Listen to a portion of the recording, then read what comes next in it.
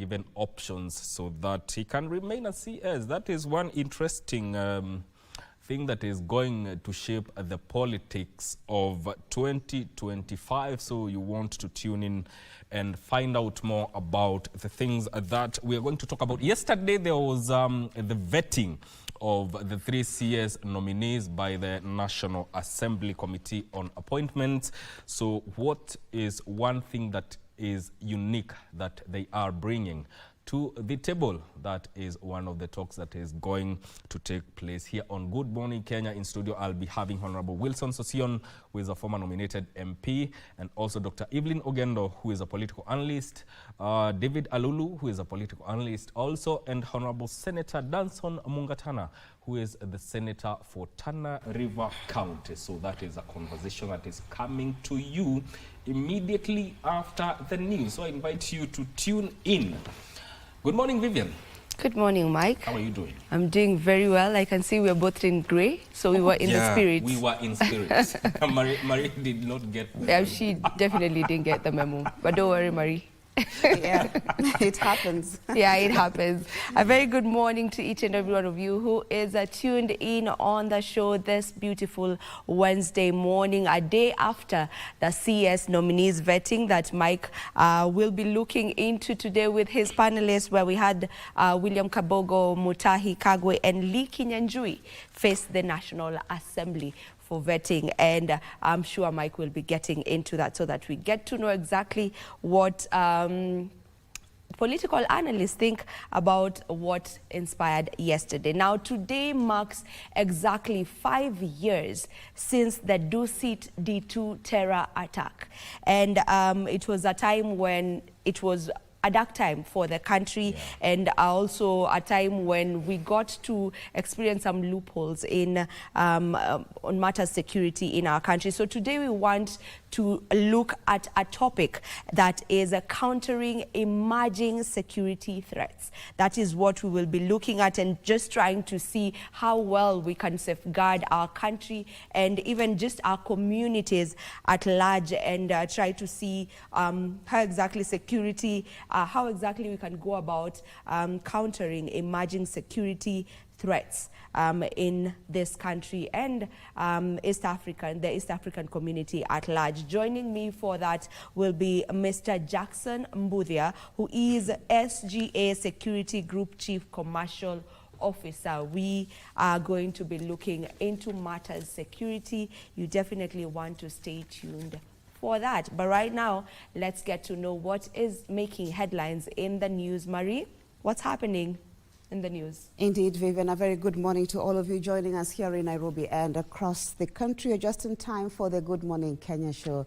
And as my colleagues have already mentioned, much of the details of what they've mentioned there, including the abduction, stories will be coming your way in this particular bulletin. My name is Marie Yambo, and in the highlights this morning, Public Service CS Justin Muturi dismisses calls for his resignation and exerts more pressure on the government to get to the bottom of the alleged abductions. And when the ghosts come calling, COVID-19 scandals resurfaced during the vetting of former health CS, that is Mutahi Kagwe, with MPs also scrutinizing integrity issues linked to former governors Lee Kenya-UAE and William Kabogo. And Kenya signs the first of its kind comprehensive economic partnership agreement with the United Arab Emirates. All the details coming up in the news, including sports. Remember, CHAN has been postponed, and we'll be giving you those details at the tail end of this particular bulletin. Let's begin right there with our lead story, where Public Service Cabinet Secretary, that is Justin Muturi, has dismissed calls for his resignation, maintaining that the government needs to get to the bottom of reported cases of abductions. The CS has said that his position does not contradict any government position. He spoke after he recorded a statement with the Directorate of Criminal Investigations at the Kilimani police station over last year's abduction and release of his son. Let's get the details of that story with our reporter, JJ Kioria. Kilimani police station in Nairobi. Public Service Cabinet Secretary Justin Beden Muturi, following his statement Sunday that the government was yet to furnish him with answers after the abduction and release of his son In June of 2024, the DCI released a statement calling on the former Attorney General to record a statement. Straight to the DCI offices, Muturi delivered his statement detailing the circumstances under which his son was abducted and the calls he made to senior government officials with no answers forthcoming. Muturi claims it took the intervention of a top official in government for his son to be released. And when he emerged from recording the statement, they say that they have actually recorded statements from the other witnesses who are with my son, among them the Honorable Mark Mwenje and another young man, Mark Mwenje's driver. They say they have recorded a statement. They have also recorded a statement from the gentleman who was with my son in his car, called Marango Imanyara. They say they have recorded their statement. So they are now busy processing, according to them. Muturi remained defiant, dismissing those calling for his resignation. I would just say, bring it on. I mean, at my age, I'm not the kind of person to respond to some of it is really very perfunctory statement made by fairly inexperienced politicians. I think they are not worthy my response. The CS says his position on the need for a comprehensive approach to abductions in the country does not contradict any government position. Kila mmoja ndani ya serikali amekuwa akilaani utekaji nyara. Kwa hivyo sio ni tofauti ile iko. Kila mmoja kuanzia juu kabisa tumekuwa tukisema we don't recognize, we don't approve of abductions. This, even as the family of Steve Mbisi from Kibwezi, believed to have been abducted, continued to call on the government to reveal the whereabouts of their son. The family now claims Mbisi was abducted in Machakos County by relatives said to be police officers. Iko na shida, maana sijui kama ni ako hai ama amekufa, na ndio ninaomba Mwenyezi Mungu amjalie neema aonekane. Wakati babake alipata hizo report, aliweza kuwa mgonjwa, akalazwa hospitalini na mpaka saa hii hajaitoka. Thank you, JJ Kuria. Now, the ghost of COVID-19 scandals resurfaced during the former Health CS Mutahi Kagwe's vetting for the position of Agriculture CS, with the legislators questioning the loss of funds during the pandemic. Meanwhile, Information, Communication and the Digital Economy nominee, that is William Kabogo, faced tough questions on his strategy to curb social media misuse to tarnish leaders' reputations. Now, Lee Kinyanjui, nominated to the Investments, Trade and Industry docket, denied allegations of dumping street children in a forest during his tenure as the Nakuru governor. Gishuki Washera reports on the grilling exercise. Tuesday afternoon at County Hall, the three nominees to cabinet faced the National Assembly Committee on Appointments, chaired by the Speaker Moses Wetangula, and at the stroke of midday, former Health Cabinet Secretary Mutahi Kagwe walked in and took oath before the process kicked off. I, Mutahi Kagwe. His vetting exercise was characterized by questions on loss of COVID-19 funds during his tenure at the health docket at the height of the pandemic. On vaccines, it is believed that you failed to account on the procurement of 1.6 billion worth of vaccines. And the whole issue of the expenditure on vaccines, Mr. Chairman, is actually exaggerated, because 90% of the vaccines that we actually used in Kenya were donated. Defended himself on the procurement processes. The negatives, I take responsibility. The positives, I give credit to the team that was working at the ministry. The Agriculture and Livestock CS nominee also pledged to transform the agriculture sector and make it lucrative to attract young people. If we are going to revive agriculture, the only way we are ever going to do it is when the farmer is profitable. On the controversy surrounding the vaccination of livestock, Kagwe pledged to work with experts to explain the benefits of the vaccine. The evidence I shall give before this committee. Former Kiambu Governor William Kabogo was next to be vetted a few minutes past 3 p.m. MPs queried him on his plan to deal with cyber attacks misuse of social media platforms, tame incidences of data breaches, and enhance the digital economy. Cognizant of the fact that there is freedom of expression in Kenya, and we have to strike a balance so that the freedom of one is not used to infringe on the freedom of others. He was also grilled on his plans to ensure the state broadcaster KBC was profitable. I want to be the one who sorts KBC. If you put it in your house, people will want to watch because it's got the right content. Legislators would also ask him to shed light on allegations of being involved in an illegal drug trade and the circumstances surrounding the death of a university student, Mercy Kaino, in which he was widely mentioned. And life was lost, but I sincerely and truly had nothing to do with it. Former Nakuru Governor Lee Kenya-UAE was the last to be grilled a few minutes to 6 p.m. He was put to task to explain his plans for the investments, trade and industry docket amid concerns of collapsing local retail businesses. We must look at our education, what do we need, and where do we direct our young people. Kenya-UAE was also on the spot to explain allegations of dumping street children in Embubut Forest during his tenure as governor. You remember this matter came up in the Senate? Yes. And Embubut Forest was said to be infested with hyenas and other dangerous wild animals, and some of those children were never found. Mr. Speaker, it is extremely wrong. I have used the word very advisedly, alleged. I also have many allegations about everybody else. So if it's about allegations, I think we can also come up with allegations. The committee now retreats to finalize its report, which will be tabled and discussed in a special sitting this Thursday.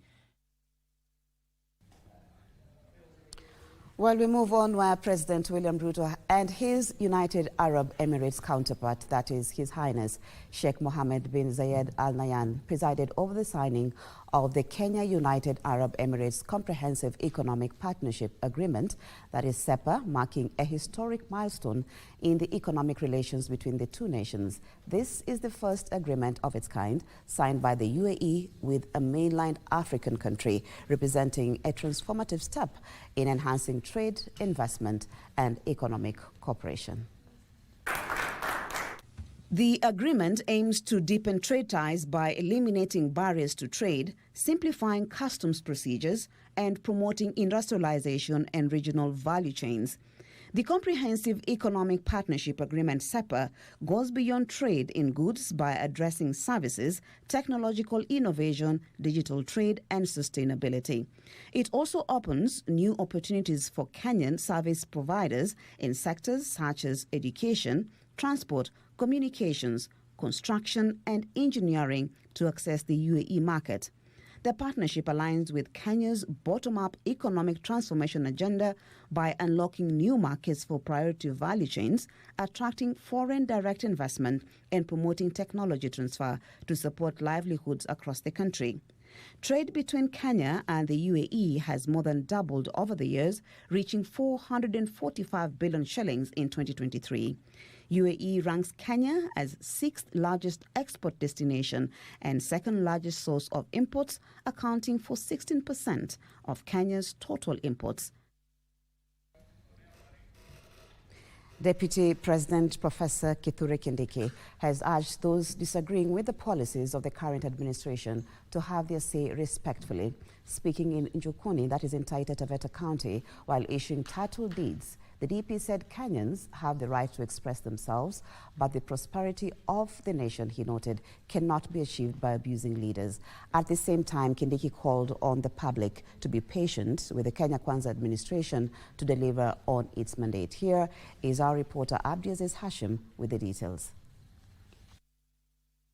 Deputy President Professor Kithure Kindiki, alongside several legislators and national government officials, pitched a tent in Taita Taveta County.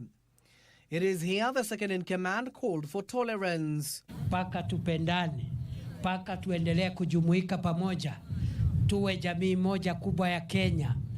Si namna hiyo? Mimi nimesikia mbunge mmoja hapa anataja sijui hao watu, sijui ni kabila hii iko na watu hii, sijui Wapare ni wangapi, sijui kabila ingine ni wangapi. Hiyo mambo ya hesabu ya jamii zetu ni mambo ambao hayana maana sana, kwa sababu sisi zote ni taifa moja la Kenya. Speaking while issuing 1,300 title deeds in Jukini, Kindiki stated that Kenyans have the right to disagree with policies being implemented by the government, but ought to be done respectfully. Tupelekane tu polepole, tusiwekeane pressure. Nchi yetu iko na matatizo mengi, wananchi wako na uhuru wa kuhimiza serikali wafanyie maendeleo. Ile tu tunaomba ni kwamba haisaidii kutumia matusi ndio kuletewa maendeleo. Uwezi tafuta maendeleo kwa kutusi watu wengine ama kwa kutusi viongozi.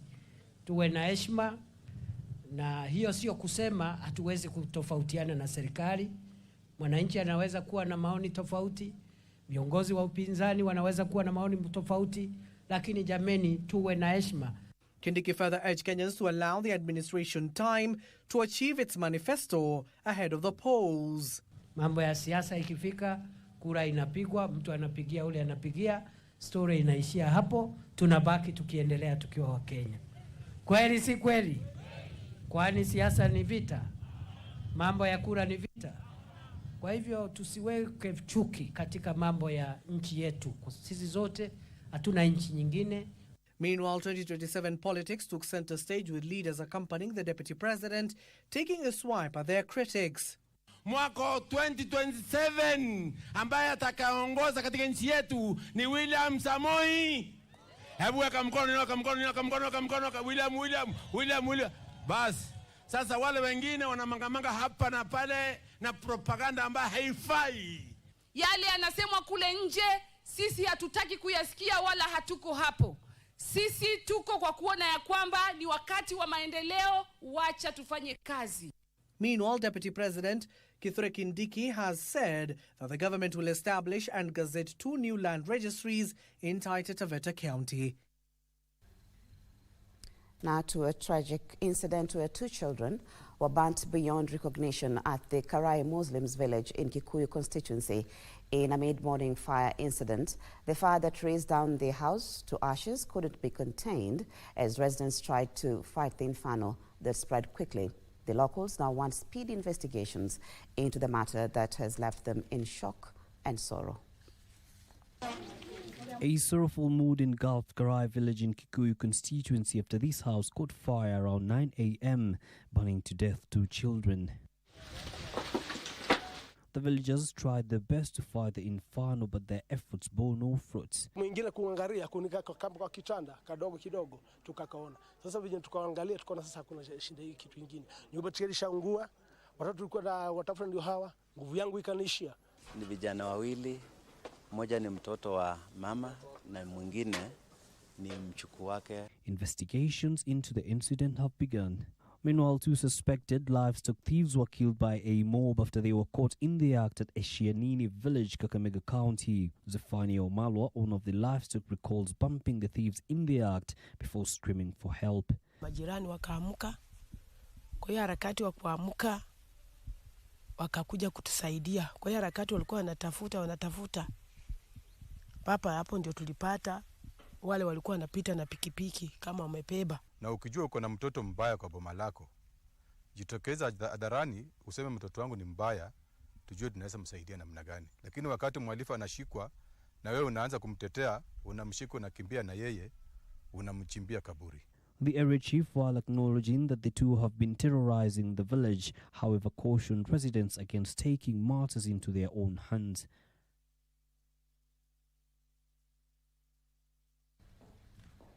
To matters corruption now, where the Ethics and Anti-Corruption Commission has arrested a former Kisumu County ICT Director, Nico Odhiambo Migot. Migot faces charges related to the forgery of academic certificates. He is also accused of using fake academic certificates to secure employment with the county government, thereby defrauding the public through salary received for 3 years. Achula Simon has the details.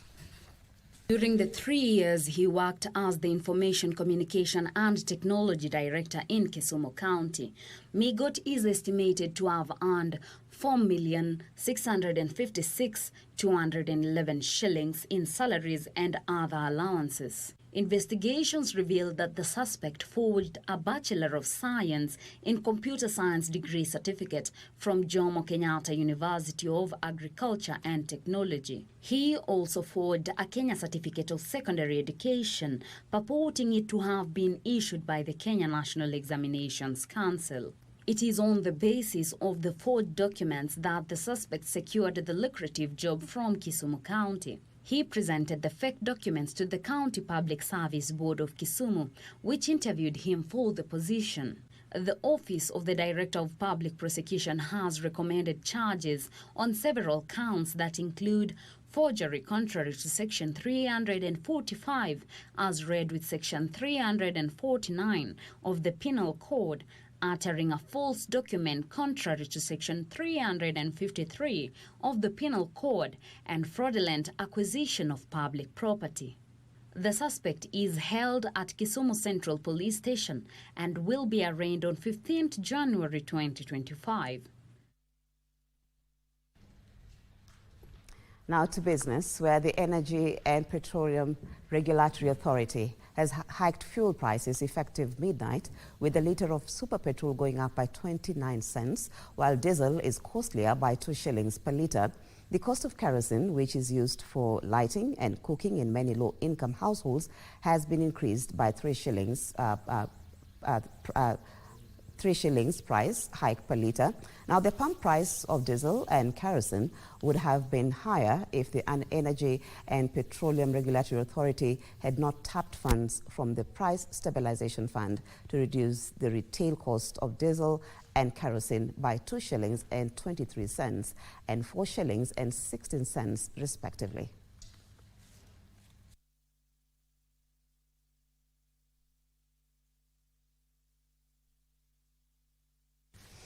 While Kenya is targeting to attract about 200,000 adventure travelers in the next 5 years as it unveils the magical Kenya Mountain and Trail series, the series that kicked off on Monday with a 5-day long hike forms part of the country's broader strategy to diversify its tourism product portfolio and increase revenue by tapping into the fast-growing global adventure tourism market, which was valued at approximately $804 billion in 2024. A variety of initiatives designed to market Kenya's diverse tourism products, including mountaineering and trails, have been unveiled in Laikipia County. Very nice, magical Kenya Trail series. Tourism Cabinet Secretary Rebecca Miano, accompanied by Head of Public Service Felix Koskei, emphasized that this experience fuses multiple tourism offerings such as cultural shows, sports, wellness and adventure. As a Ministry of Tourism, we then are diversifying the products that will suit a modern day traveler, a traveler that wants to experience a place, not only to see a few things, but to have diversity. We are now appreciating features like Mount Kenya, Thompson Falls, Mount Elgon, our savannah across, and very soon we shall also venture towards Northeastern. The goal is to attract 5 million tourists over the next 2 years and 10 million by 2032. The inaugural Heritage Trails and Bagentuni Mountain Run in Nyahururu marks the beginning of this ambitious series. It will traverse Laikipia County with hikers, bikers and fans covering 5 counties over the next 5 days. This is the only county in this world that you can be able, within 1 hour, you can be able to see the big 5. And we want us to commit ourselves as the county government of Laikipia and the great people of Laikipia that we would want to play a great role and a pivotal role in terms of developing the product in this region. For this partnership, we have now expanded to Aberdare Mountains and Mount Elgon. So you can see that in Athletics Kenya we are growing because of this partnership. The trail is open to both local and international tourists and will eventually expand to other counties.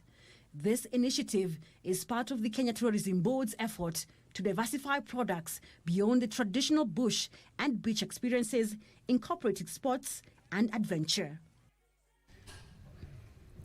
I look at sports now, where the 2024 African Nations Championship has been postponed from February to August this year, according to the Confederation of African Football. The CAF technical and infrastructure experts said more time is required to ensure that the infrastructure and facilities are at requisite standards to host the championship. CAF President Dr. Patrice Motsepe, who will grace today's draw, which will be conducted as scheduled, said he was confident with the progress made to co-host the 2024 CHAN by Kenya, Uganda and Tanzania in the ongoing constructions and renovations of football infrastructure and facilities.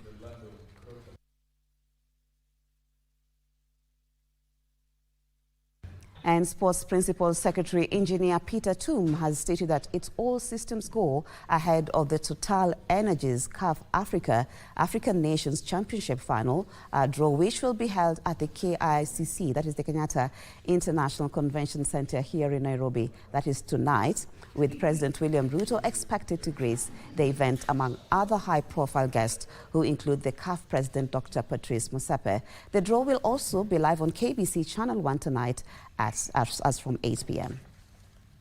Speaking at a briefing in Nairobi, Toom noted that Kenya has several well-established football clubs who play in the country's elite league and CAF interclub competition, which will enable Kenya to field a strong team as they make their debut at the Total Energies CAF African Nation Championship. We are prepared to host the draw tomorrow. We've looked at 3 areas specifically. We are looking at the event management here, and we've been told that it is now ready, being prepared. The local organization committee chairman Nicholas Musonye said all measures have been put in place to ensure the success of the upcoming event. We have confirmed all the arrangements as per CAF requirements, and we want to assure you that we shall have a very good ceremony tomorrow. What we want us to do tomorrow is for good of this country and the region. So we want your presence. We want you to cover this event positively and give us a very good platform to promote our countries of the East African community. The CAF security officer, Christian Emerua, added that KICC will be closed to the public for the draw tomorrow to ensure seamless production. If you don't have the vehicle access pass, you are not allowed to come to KICC tomorrow. If you don't have invitations, you are not allowed to come to KICC tomorrow. So this is very important so that we avoid any problem at the gates. The draw will feature local East African legends led by Kenya's McDonald Mariga, Hassan Waso of Uganda, Mrisho Ngasa of Tanzania. A total of 19 teams, including host nations Kenya, Uganda and Tanzania, and defending champions Senegal, will compete in the tournament. Remember, the draw will be done tonight, so stay tuned. As from 8 p.m., KBC Channel 1 will be bringing you live proceedings of that tonight. Well, that's where we end the news this morning. My name is Marie Ambo. Thank you, as always, for your company. My colleague Mike Megwe is up next with The Viewpoint. Our guests are already in studio. See you tomorrow.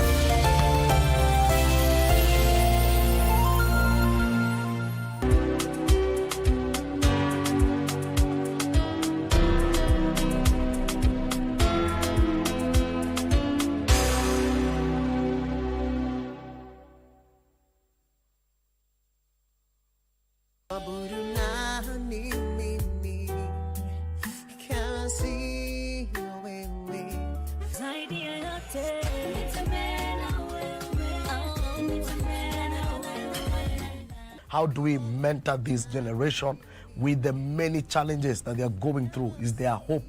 Mentorship is simply, especially when you talk about youth mentorship, is matching young people with caring adults or mentors to provide support and guidance. Okay. The first foundation is to connect with our Creator, who is our maker, with God. I believe as we run our own individual races of life, you may not realize how many young people are running with you. Possibly you don't see them, but there are people watching.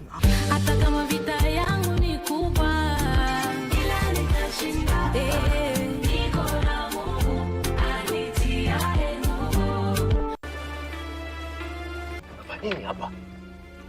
Nimekuja baba. Kufanya nini? Mbona una raha? Ile siku nilikusemesha ukakata kunijibu. Kwa taarifa yako, mimi ni mke wa kiongozi. Sasa wewe unamsahau. Majua na nyinyi wenyewe, mtu wa kando ni mimi tu. Sudi atakwambia. Sina haja nikwambie ni nini. Mimi siko. Ukija hapa, njoo kwa sababu mtu ni watu. Mengineo sahau.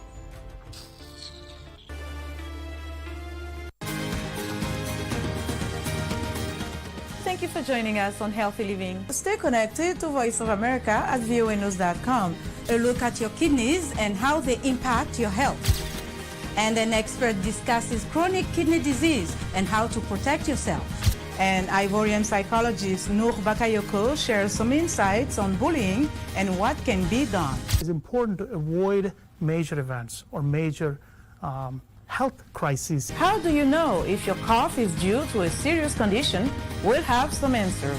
Stay well and strive to make every day a healthy day.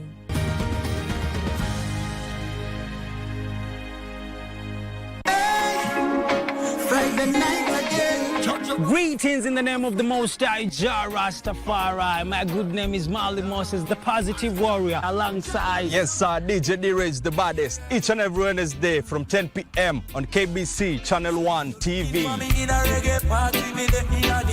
Tunakuletea the biggest reggae party in 254 in a yard extra. Extra niceness of reggae music. Extra dose of entertainment. When the thing is nice, we have to do it twice.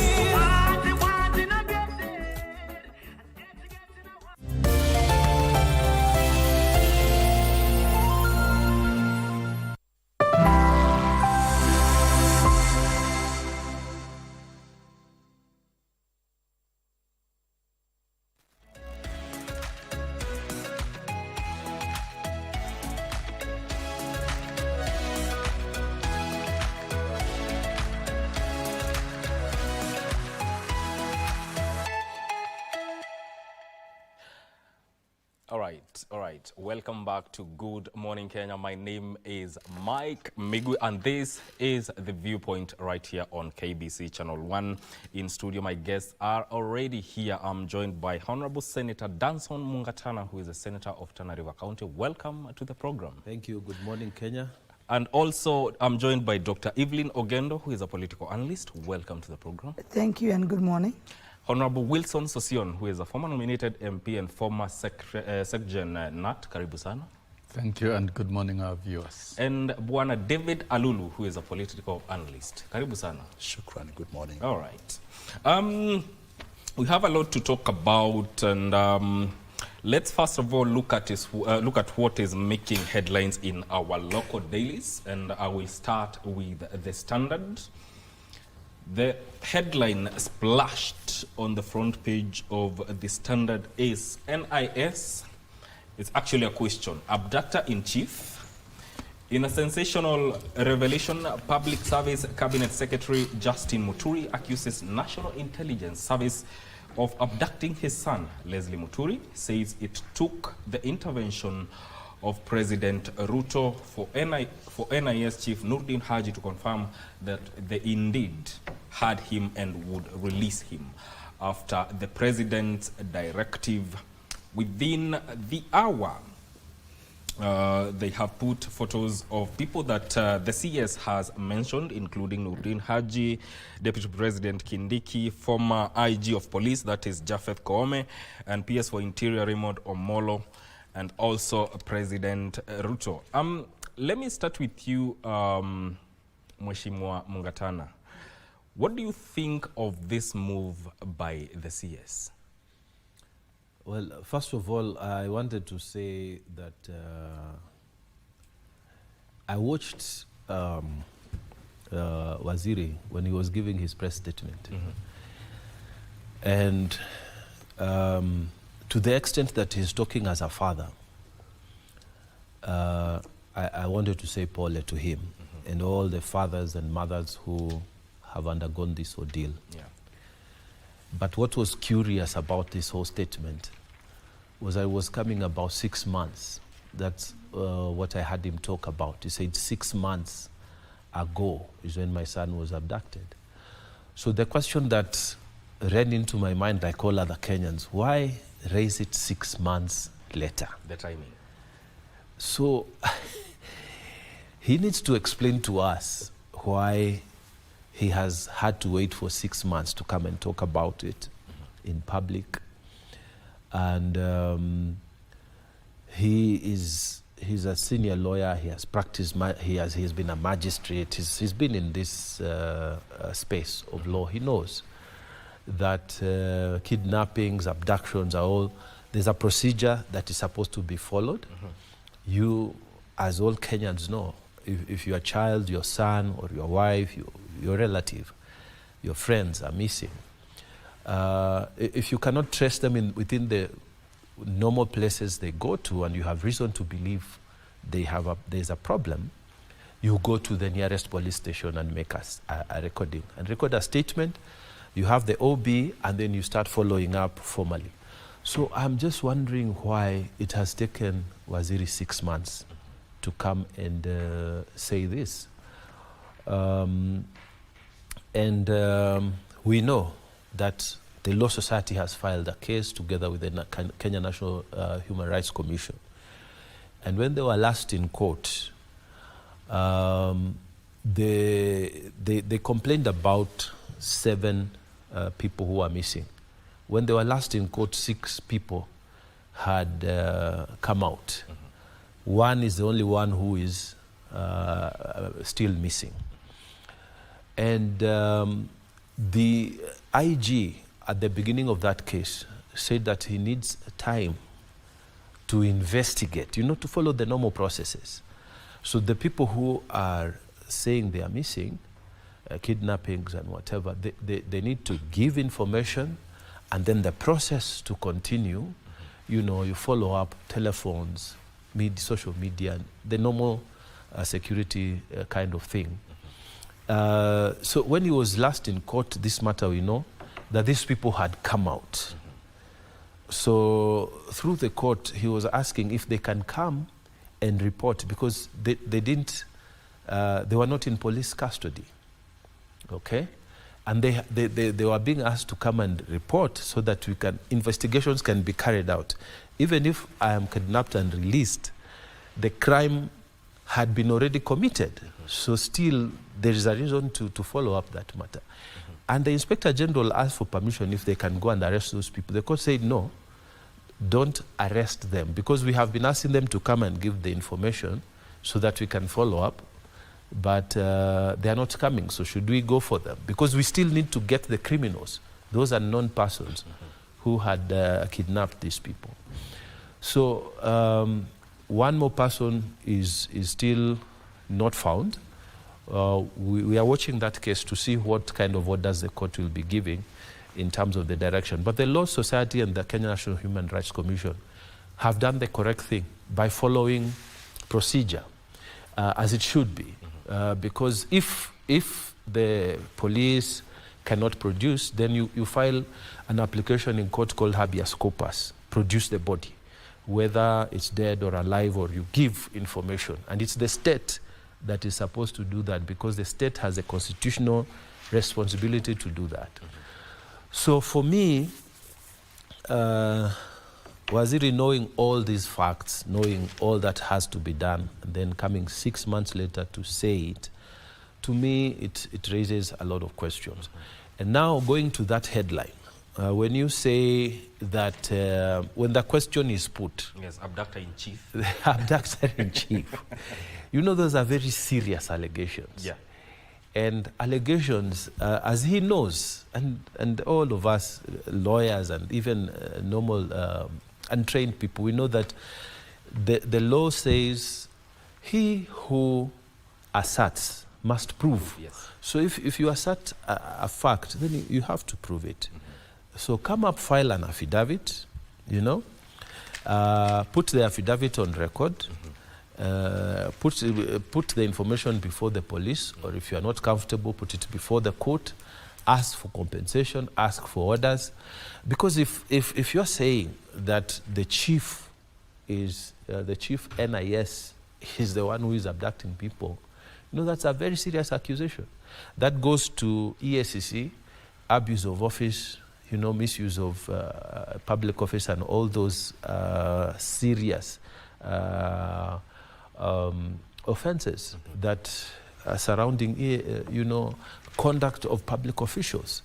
So if indeed, if indeed this is what happened, if what Standard is asking or alleging is what has happened, then proper evidence should be laid before a competent jurisdiction and let the law take its place, its course.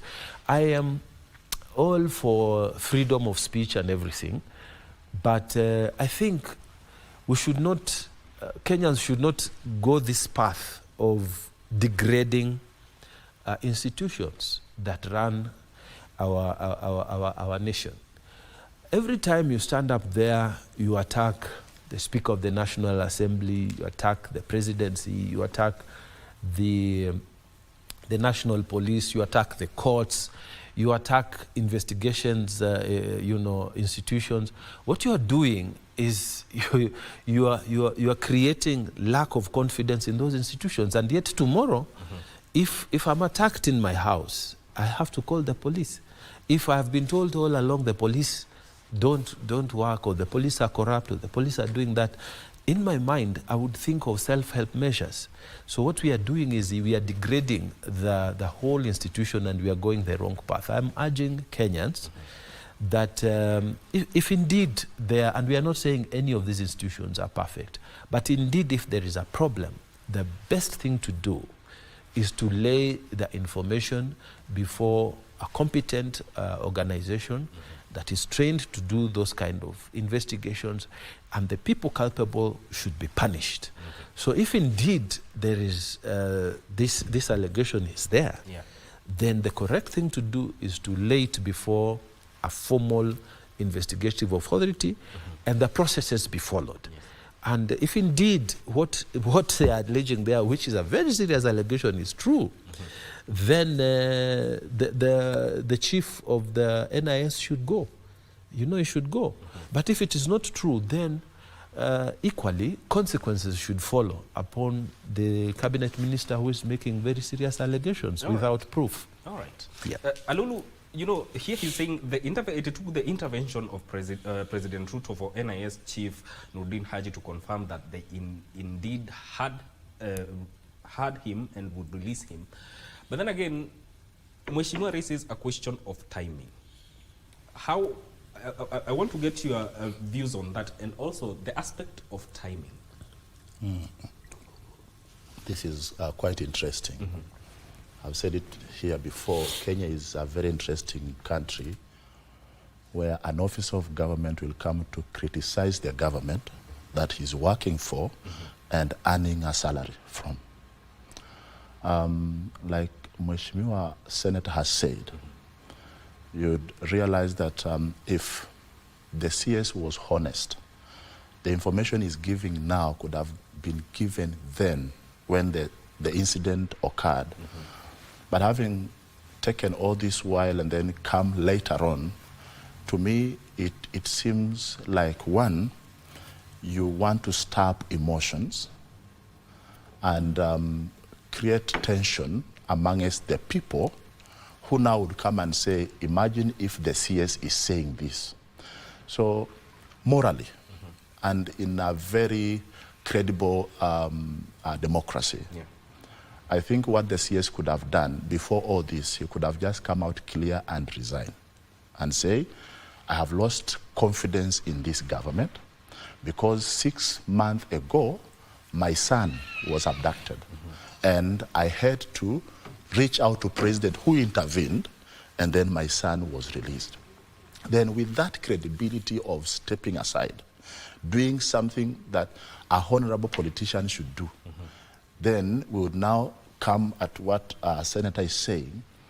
We now need credible institutions also to come and investigate the NIS and confirm to us, is it true that NIS is involved in these abductions? Because today, as it is, it feels like when such allegations come out, because sometimes back during the eras of Rigiji in Mombasa, he spoke about NIS having information and not doing much. And now we have the CS coming again speaking. So we need also NIS to be looked into. And again, like I say, the credible thing would have been that can we see a honorable thing happen by people who are alleging this, first of all, take responsibility. Say, I have lost confidence. I have proof President was involved. I have proof the chief of NIS was involved, and this is the proof. And because of this, now I want to fight from outside. This character of I should fight from inside makes us look like a nation of fellows who do not know so much what they are doing. And number two, this character of government officials whipping emotions in the public. Because to me, it's like in my house, if I go start crying in the presence of my children, what am I expecting? My children should start screaming because dad is crying. And so I think the whole thing is leading to assertions that maybe, just maybe, the CS is trying to find his way out of the government, but he doesn't know how to get out. So he's trying to find other means of getting people to tell him, you know, Sasa Waziri, we know this is happening, just go home, we shall support you. But the honorable thing is, if you are uncomfortable and you feel the government you are serving is failing you and betraying Kenyans, because if NIS is abducting Kenyans, then the government is betraying Kenyans. NIS is supposed to protect us. NIS is supposed to gather intelligence and help us protect and safeguard our environments. And so by this, I mean, if such a senior officer of the government, a man who is well informed, credibly with law, a man who has been a judge, then I want to imagine we are in a very serious situation at this particular time, and something serious needs to be done. We don't need to wait until somebody again comes and say Muturi must go. We just need, actually when I saw the CS appear for press conference, I thought after reading all that, the last thing he would say, and because of this, I step aside from this government. You see, and that would give him a lot of credibility and whatever it is that he's alleging. But then speaking and then go relax, come back tomorrow with another dossier and then sit again, you know, it doesn't make sense. Doctor, you know, he has taken the fight right into the doorstep of NIS and DCI. What do you think of his move in terms of speaking now about the abduction of his son who was abducted 6 months ago? I think what Justin Muturi is quite very unfair to this country. Is simply playing Kenyans a mind game. It's a serious mind game in the sense that here you are talking of 6 months ago that your son was abducted, and you are giving us the nitty-gritty of what happened for him to be released. So those parents, those relatives and friends whose children have been abducted, who do not have an opportunity to directly go and speak to the president and ask whoever to release their children, means they are vulnerable. You know, he's coming up with an allegation as a scapegoat for him to step out. If Justin Muturi has disagreed with the president, he should deal with it and be very fair to Kenyans, because Kenyans, we have a lot that we are dealing with right now. Because I hear machinani, there are people purporting to be SHA officials and are conning people.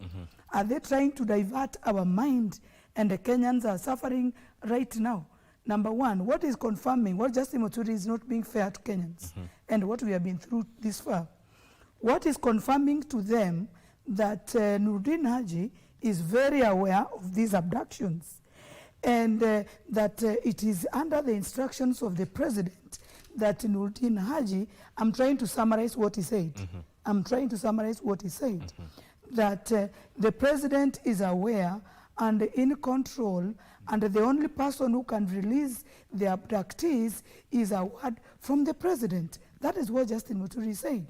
And that when he went there and talked to the president, oh, that is my son they have abducted. So what it means, they are those ones who are supposed to be abducted, but they have made a mistake and abducted mine, and please let him be released. And he made that one call, and that abductee was released. It's a very bad message he's passing to the Kenyans. He's actually turning this country upside down, and that is not acceptable. If he has his issues, he should be man enough and resign. Kenyans are tired. We have things that needs to be handled in this country. You cannot come up and, you see, we are recovering. We already have a new deputy president. The other one has not finished his agitation. He's all over the place. You don't know what's happening, right, left, and center, who is abducting. Now, when are we going to talk about health? When are we going to talk about education? When are we going to talk about these bans that are confusing our children? When are we going to get down and regain the value of our shilling in this country? So I think the enemy of Kenya is Justin Muturi. He is really insensitive to Kenyans. And if he's looking at any political alignment, so he has to look, quote unquote, that is Mount Kenya, other people are rebellious to the government, then we are sorry. Let him not use us. If he wants to resign and he has a disagreement with the president, let him go resign. Let him not call a press conference to just tell us what happened, something he should have done 6 months ago. So why didn't he report? It was okay with the situation 6 months ago. So why is he coming to talk about it right now? He's not being friendly to us. He's being unfair, and if he has a problem with the president, let him go and sort it out, so that he wants to look like to his people, quote unquote, if he's looking at any political seat, you know, this is the third year. So the temperatures are changing for politics. So if he wants a seat at his backyard, he can always do it without looking like a government that has always been feeding you, feeds your children. Now, you want to come up after 6 months, you want to tell us that he's annoyed with the president because of the abduction that happened in June. Abduction is bad by all means. Nobody wants his or a child to be abducted, but he's not being sincere. My prayer is, can he be sincere and shun from confusing Kenyans? We are already in enough confusion. We don't need more. All right. Mheshimiwa Sosion, what do you make out of all this? Because it also, the same story captured on the front page of the Daily Nation. Muturi spills the beans. Public Service Cabinet Secretary Justin Muturi yesterday took the abductions nightmare to the President William Ruto's and National Intelligence Services doorstep, alleging that NIS abducted his son in June and only released him after a call by the head of state at his insistence. I think Muturi's political demeanor has been described very clearly by my fellow panelists. And I would say what Muturi is doing is playing a political card. That's a political trump card. It's not very genuine at all. Attorney General and a minister complaining like a helpless, ordinary citizen, that is very strange. So I think what he's doing, he's playing a card. And if he needs to play politics, he should leave his family, his children, and everyone else, and speak politics as politics. If you want to exit government, you should just resign. But you don't need to ruffle the entire space, disorganize, bring in so many reasons, security reasons, so that you can mark the political place. I don't think we have that in our democracy. The thing is, if you don't agree with the president, and if you don't agree with the government, because he said, I was warned by friends not to affiliate with Kenya Kwanza. So if you were told not to affiliate with Kenya Kwanza, why did you affiliate? Because people have political rights. You have a right to choose. Nobody has forced us to be within the framework of Kenya Kwanza. We have chosen in our own rights and as adults and as individuals. And at any point that you are not satisfied, simply walk away. It's simple. That is a standard practice of our politics. So Justin Muturi should do a honorable thing. He's flying the flag of the government of the Republic of Kenya. Even yesterday when he was at the police station, he was flying the flag. And he's telling us about the details that he's discussing with the president. And that is violating the oath of secrecy of the state.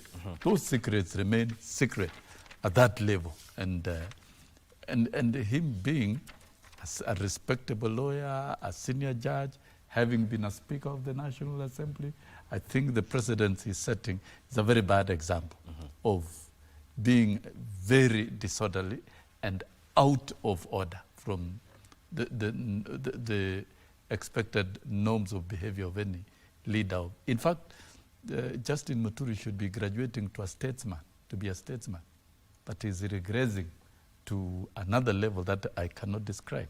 So I think he should just advance his politics without involving his family members and deal with the politics of his Democratic Party and those of Kenya Kwanza administration, and it remains as such. If you want to walk out. And as you walk out, others will walk in. That is politics. And you also don't provoke to be sacked. And you don't provoke to be impeached. that is precisely what he's doing. And then on matters of abduction and security of the state, I still believe let's allow our security institutions do its work. The matter of abduction with specific OBs that have been recorded with the police, I think that they're now with the judge in our judiciary. So let the judiciary dispense of that matter and to its logical conclusion, and trying to attack the office of NIS in this crude manner. It also tells you about the potential efficiency of that office. Are these people feeling that this office is too strong and that they cannot advance other subterranean interests and are likely to be stopped by the efficiency of this particular office? I don't think it is right to attack these officers. If you are not happy with the office of the director, can you move parliamentarians? Let that person be removed on clear grounds through parliament. I think we need to sanitize our governance. Let us have our governance table clean, orderly, and we do things in a legal and constitutional way. Let us take a short break, then you'll respond to that, because naona mheshimiwa hata wewe mnataka to respond to that. Let us take a short break. We'll be right back.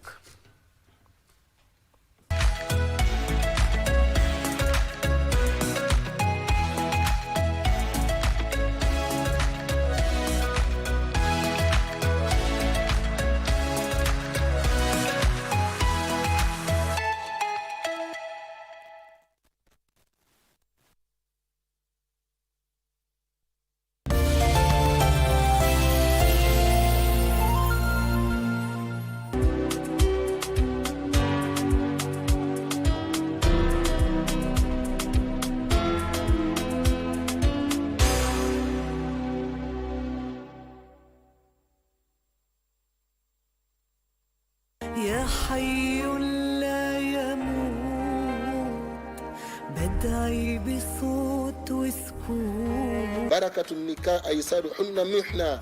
Baraka ni kambo kwamba iko na baraka kushinda zote, ni ile ambapo kwamba inakuwa yenye kutumia ama inakuwa ina matumizi ambapo kwamba ni madogo sana. Subhanallah, kuna baadhi ya watu ukimwambia wao wanasema bwana, mimi sina gharama bwana. Mojawapo ya manufaa ya kuwa katika nikah ni kuepushwa na dhambi ya zinaa, ambayo dhambi hii huleta umaskini.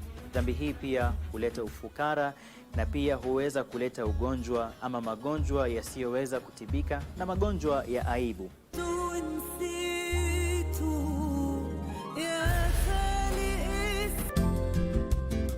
They They wake up the city before the sun. They sent the stars away for us. Your husband seems to be worried. Do you want to take that call? On how to be responsible as a man. You should respect girls and not take advantage of them. If they aren't willing, you can't force them. It should be you who's shameful. I didn't agree to go for dinner. The last guy you set me up with, he asked me for a selfie without makeup as soon as we added each other.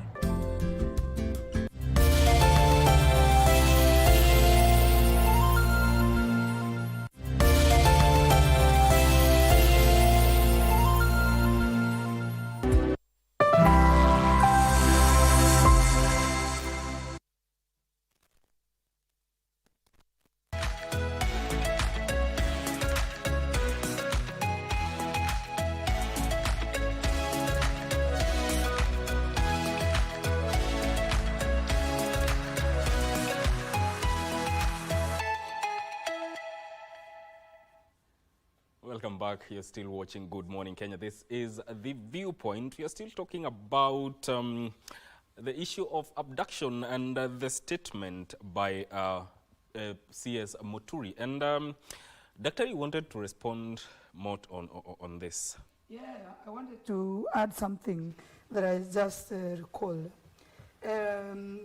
Justin Muturi is just trying to play safe. I really don't want to be so hard on trying to analyze him, but it makes me feel bad as a mother, as a woman, as a Kenyan. I feel very bad because we do not want this type of mind game from him. My thinking is, because, you know, from the time the deputy president was impeached, you see so much goes on. You know, whoever was impeached was a human being. You know, you have to talk, you have your circles, you have your staff. Yeah. And then, according to me, Muturi is just trying to play safe in the sense that they may have fallen out in their whatever circles. They may have fallen out from the president. And rather, you know, these days, you know, being a CS, you're just appointed. The same way you are appointed, the same way you exit. It's either you are, you know, you cannot come up and tell us whoever appointed you and put you on a seat, and then he's your boss. You want to tell these other people, according to you, these other people, the other citizens you're looking at, to get sympathy from, would be on your side against the boss, because this is the height of everybody complaining about abductions, and then you want to take advantage of the situation to leverage from it, in the sense that to get sympathy votes from wherever place he wants to get them from. I don't know what he intends to do, but what I would say is being cowardly. You know, when you're trying out something, sometimes it works for or against you. Him is trying to play safe that it doesn't work against him. And in these risk games, when it is risky, it is risky. It's either you're going to win or not. So he's being careful in his game, in the sense that he has seen, maybe has fallen out with the president, so he wants to come out and use this abduction thing that happened 6 months ago, going to 7, 8, to use it so that he cushions himself from the embarrassment that he has been sacked, so that he can cover it up. Other Kenyans can look at it in terms of how bad the president is, to add on that, and maybe to give him leverage in terms of any political intentions that he has in the future. So that is the contribution I wanted to give, but my prayer is let him be fair to us. Mheshimiwa. Yes, now that the topic of resignation has come up, I just wanted to say this. Yes. Many years ago, in the Kenyan political history, Raila Odinga had a very big disagreement with his political party then, Ford Kenya. And, you know, elections happened, whatnot, for their party, and he walked away. He walked away, in fact, he resigned as a member of parliament for, at that time, it was called Langata, because now it's called Kibra, and it's been split. But at that time, it was called Langata constituency. And he walked away, stood on a Liberal Democratic Party, LDP, and won his seat. A lot of Kenyans started noticing this is a very serious young man. That was early in his politics. Now, if you come back many years later, Martha Karua was then the chair of NAC Kenya, and we were together in that party. And we had some agreements with the Party of National Unity of Mwai Kibaki. In fact, many of our people, we sent them to PNU for political reasons at that time. Our Secretary General, Martha Karua, was the chair. And then we had some issues we had agreed on, some things, maybe not for discussion here. But they were not being fulfilled. We followed them, and I know I followed them up, but they were not being done. We were being referred to George Saitoti, who was then Internal Security Minister. It wasn't happening. We were being referred to Ambassador Muthaura, who was then Head of Public Service. It wasn't happening. And I was charged to follow up on those issues as Secretary General of the party. And in Executive Committee meeting, we all agreed that it was untenable for us to continue staying in government. And Martha Karua led the team, and she left. Then I was to leave the following day. And I remember a lot of pressure coming from Ambassador Muthaura. Oh, wait, President is out, he's coming around midnight, you talk fast. Blah, blah. But then I also left because of principle. The decision had been made as an executive committee, and we did that. And I left the government and with my head high, and people start looking at you differently. I'm telling you, it's not about these positions, because positions are positions of trust. And I wanted to agree that we need to sanitize our politics. If you don't agree on an issue, government, I mean, today you are in, tomorrow you are out. Today this government is, today you are in the government, tomorrow you are in opposition, tomorrow you are in opposition, today you are in government. It's not your position, it is the people's position that you are serving in trust. So if you feel there is a problem, if you feel you cannot serve in that government, the most honorable thing to do is to get out. That is trying to set a standard for our politics in this country. But you cannot be in that government and say the worst thing about government. Because when you attacked the intelligence gathering, group or organization within a state, you're going to the heart of the things of the state. So it is not a very neat way to do politics. And my appeal is, I join with those who say that if you feel it's untenable, just walk out.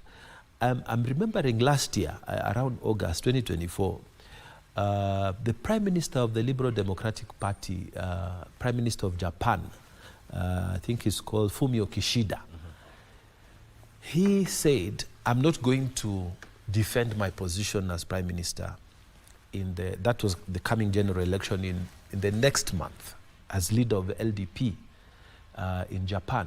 And why? Not because he had committed any offense, but because two very influential legislators in Japan were not filing the correct returns, expenditures and incomes. And so people had talked about it, had become a big scandal for the political party. And he said, because of what is happening within my party, not him, within my party, I'm going to walk away so that the party can continue. I take responsibility. So, principle of collective responsibility, if you really feel that this thing is really bad, then you should actually do the honorable thing. And we will respect you for that. But these half-hearted, half measures and whatever, you paint a very different picture. It means even if you are my soldier, you are not really with me. I mean, you are here and you are not there. And this politics, you need people who stand with you or who are against you. It's okay. You can make your choice, be the other side or be this side, but let us know where you stand. Yeah. I think I pray that Kenyans listening to me will see what is all this and then make a proper decision. Can you rely on a leader who says he's in and he's out and he's out and he's in? I know there is a member of the politics who is called a watermelon, and it has costed him dearly because he's in, he's out, he's this side, he's the other side. You cannot know. And it has taken him years Up to now, people still, you cannot take seriously what he says. Now, does JB want to go to that level of a political operation? Okay. If you believe in something, come out and say it and stand with action, follow with action. If you don't want something, you don't, the word no should follow action. If you want, the word yes should follow action. I think that's the way we should sanitize this politics. Yes. Alulu, do you agree that we should sanitize this politics the way Mheshimiwa said? And also, given that it's not every day you see a CS coming to talk about such things and seen in a way to attack the same government he is serving, how does it speak to the working relation between him and the president? For starters, what is happening, CS Muturi is trying to give an impression that all is not well in the government. That's what he's doing. He's, to even come out like Mheshimiwa Sosion said, to come and speak of the conversations they had with the president. In one or the other, he's even embarrassing the president. Right? He's embarrassing the president and embarrassing the government because, like Evelyn said, I, who can't afford that call to president, I don't have a chance to meet the president and vent out my dissatisfaction and frustration. Where do I go? And so I think we need, yes, to sanitize the system.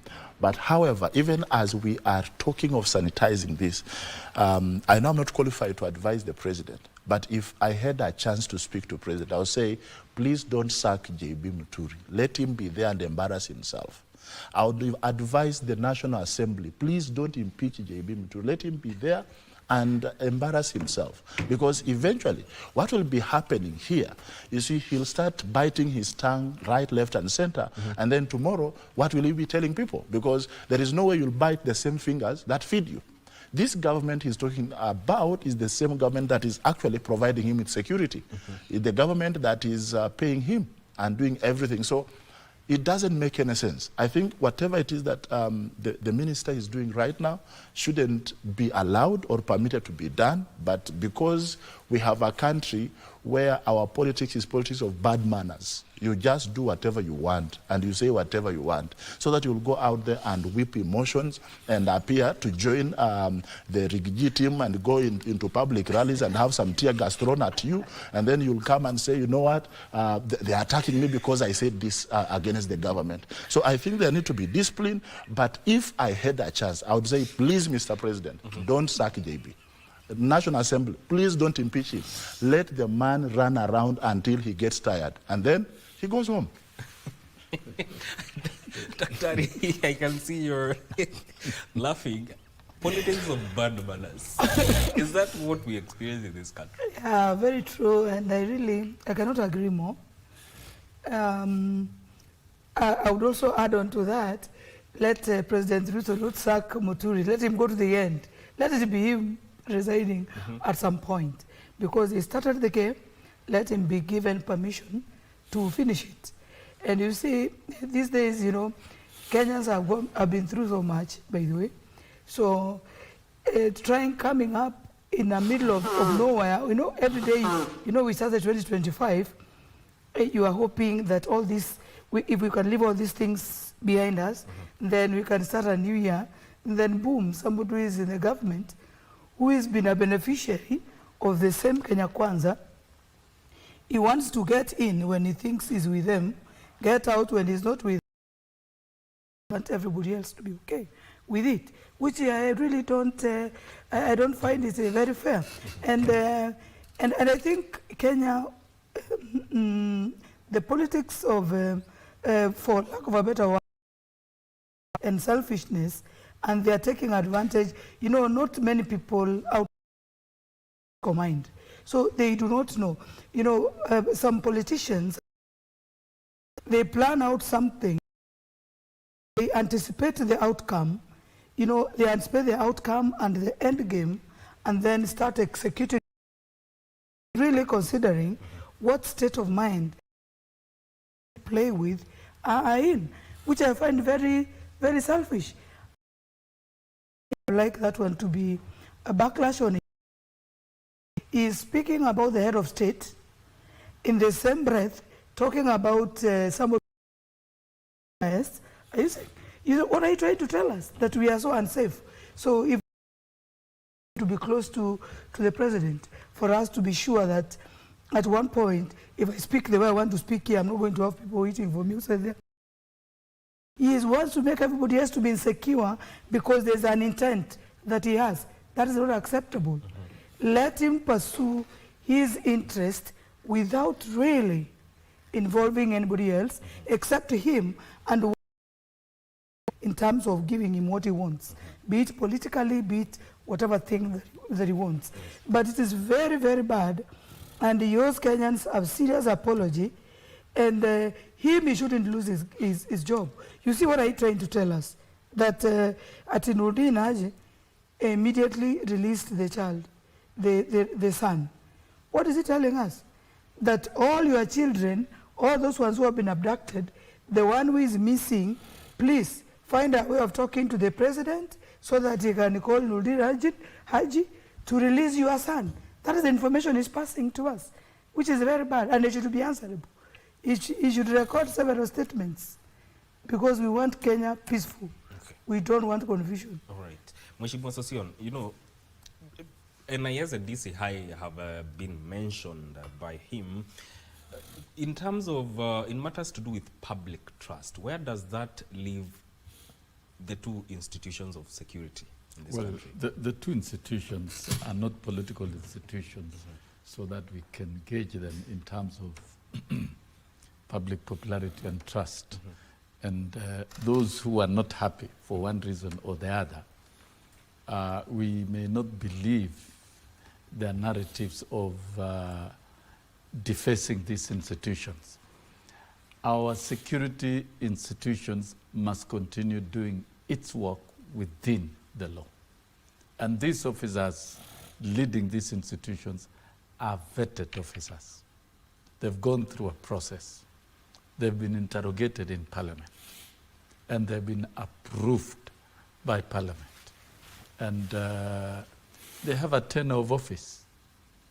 And if for any reason they are found culpable of omission or committing crimes while on duty, then they can be impeached by Parliament. But so far, there are no sufficient grounds.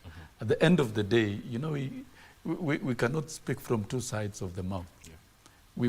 We are demanding for security, we are demanding for action, while at the same time, you are attacking the same institutions that are undertaking these responsibilities. So for me, I would say our security institutions have come of age. They've been refined over time, and they are headed by credible individuals and personalities. Let our institutions be. Let them remain strong as they ought to be. And if the heads of this institution report to only one person, the chairman of National Security Advisory Committee or Council, that is the president, so be it. That is our structure of security, and they should remain as such. The president every year, during the State of the Nation address, he will always table a report in Parliament on our national security status.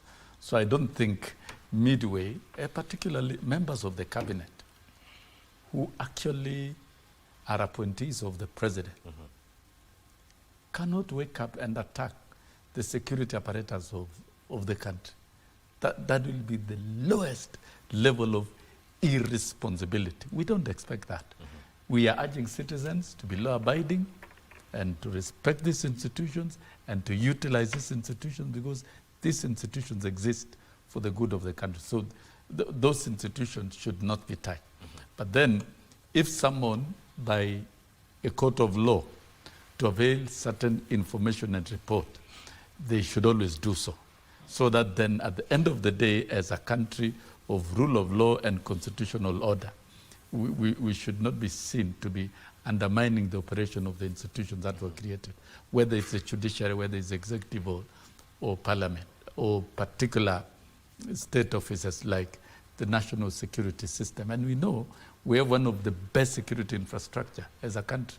That is one of the most efficient, revered in the world, respected. Look at what our policemen are doing in Haiti, what the army men have done in various parts of the continent and the world. We are a good country.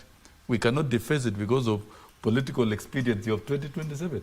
Let Justin Muturi deal with his own political interest of 2027. If he wants to be governor of Embu, let him go direct to the people of Embu. You don't ruin the cabinet, you don't ruin the country, you don't ruin the face everywhere and get down. And then I would say finally, the president should not bother so much with some of these renegades who are rebelling, what we call rebels without a cause, without justification, rebels without a cause. The president should focus in delivering the promise to Kenyans. The pillars that he promised, we must see reforms in agriculture, reforms in MSME, and strengthening of the ICT programs in the country. We are on the verge of the fourth industrial revolution. We must see the housing taking shape, the universal health coverage, and several other pillars. We must see the general infrastructure development of the country growing, the inflation continuing to remain low, the growth of the economy going up, and generally the country must transform. And you know, transformation of the country is not very easy. You'll always have naysayers. You'll have those who want to pull us back. Yeah. So there is the mandate of running the country rests with one person, the president. All right. Those who don't want to work with the president simply walk out. Okay. Now, the issue of abduction has caused a big uproar in the country. And also, it has, in a way, been exacerbated by events that we have seen or we have witnessed within the country, the abduction of Kizza Besigye, the Turkish nationals, and recently the case with the Tanzanian Maria Sehai. Mheshimiwa Mungatana, how does that paint the country on the international community in terms of being a safe haven for Kenya, for the people who are looking for a safe haven? It doesn't paint the country well. You see, the kind of campaigns that are done on the internet, they reflect on how our country is viewed. I am the head of delegation for Kenya in the African Parliament. So I lead the Senate and the National Assembly representation to the African Parliament. The African Parliament is where matters to do with Africa are discussed. Yes. And every African state sends 5 people. So except Eritrea, the rest of us are there, and we have 3 sessions in a year. So Kenya is highly respected, you know, highly respected. And everyone wants to hear what Kenya wants to say on any issue. Why? Because we are taken to be a country that is vibrant, democratic. In this country, unlike any other place in Africa, you have people who are free to say anything. The limits have been pushed, you know, to the highest possible level. This country is really regarded highly. And then you then have some people who still want to play the card that Kenya is a bad country. So you know, when you say he has been abducted, a foreigner has been abducted in Kenya, it sends waves everywhere, and it's not a good wave. So that picture of it's a vibrant country, you have issues, go to court, you can do what you want, you can say what you want, it starts being questioned. And there are many people, enemies of this state abroad there, who would want to see Kenya painted badly. But I thank God that the facts are showing themselves. Kizza Besigye was arrested here by state agencies and presented in court. So is that really an abduction, if you talk about it?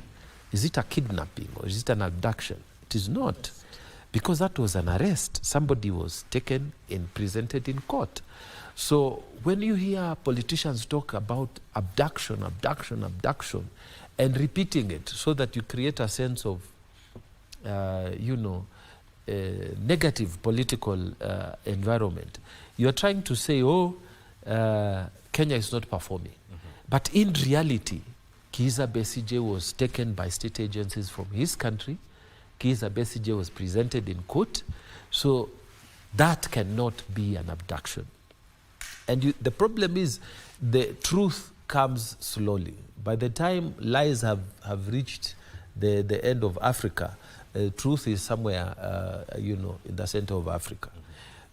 So it doesn't also get the kind of coverage. But the truth of the matter is that Kizza Besigye was arrested by his own state agencies and presented in court. As for Maria, the Tanzanian, I think is a journalist, that lady said herself that they were avoiding, whoever was handling her, they were avoiding police stops. You know, when they see police checks, they were consciously avoiding police stops. So if these people are criminal elements, then they are criminal elements. That's why they're avoiding state places, I mean, where the police presence is. So to come again and say it is an abduction, and her own statement was that they were avoiding police checks. Then, but unfortunately, Amnesty International, even so South African Broadcasting Corporation talk about it in their news the other day. But they will not tell you these are the facts, that she was not in police custody, and that when she was being carried around, the people were avoiding police checks. Those are facts.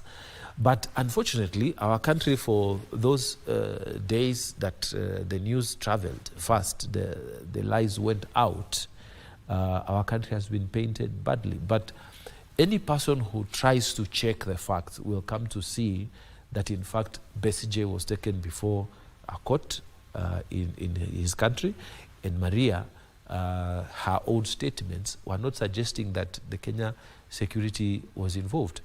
And anyway, you should also ask yourself sometimes, what is the benefit of arresting Kizza Besigye or abducting him in Kenya? What is the benefit of abducting Maria? Why would we want to do that as a country? So in my opinion, I think, and I've seen how politicians do it. Oh, our children, our children, our children. And then even it has now gone international. So, they try to paint a certain picture. And I think we have to call them to order. This country is a country of law and order. And when there's a problem, people go to court. And everybody is taken to court. And no one is above the law. So I believe that we are, as a nation, being presented unfairly outside when the facts are different from what they are being presented. Okay, all right. Let's take a short break. Good morning, Kenya. Continue shortly.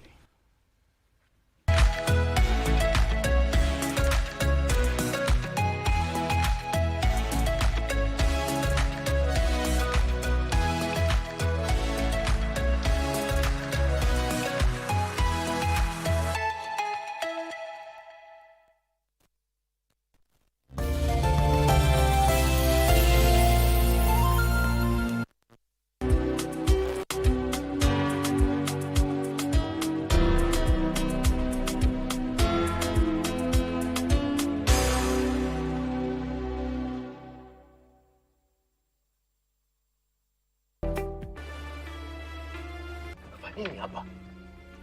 Nimekuja baba. Kufanya nini? Mbona una raha?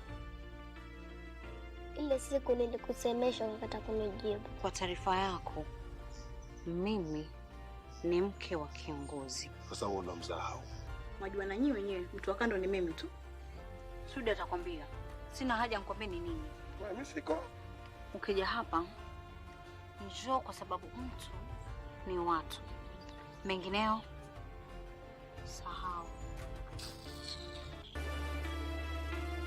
Wiki hii kwenye Mkulima tumekita mizizi hapa JKUAT kitengo cha Food Science na kukuandalia mapochopocho. Tunataka tu add value, ndio hizo vitu ziweze mkulima pia aweze kupata dhamana ya zile vitu, zile mazao ambayo anakusa shambani.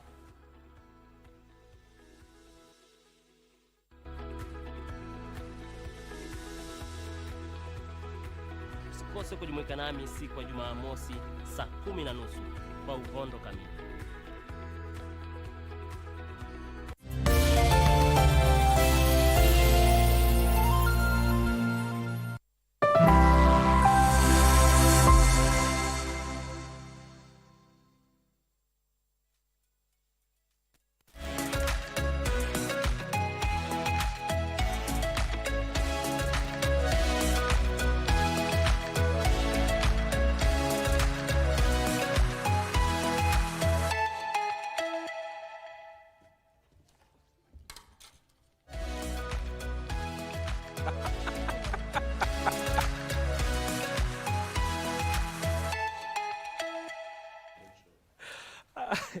Welcome back to Good Morning Kenya. This is the Viewpoint. My name is Mike Migwe, where we talk about politics and everything in between. Now let's shift gears and talk a little bit about some utterances that have been made recently by some leaders regarding term limits. We've had leaders saying that President Ruto cannot be the first president to serve for a single term.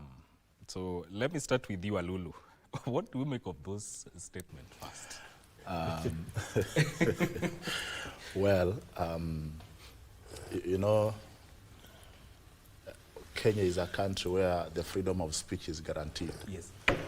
And everybody has a right to say what they think and how they feel.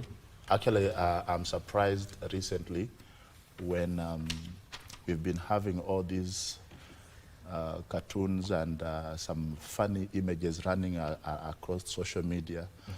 Some leaders have come out, and lawyers actually, to say, allow everybody to say, to do, and to behave in the manner that pleases them. Don't go after anybody. Yeah.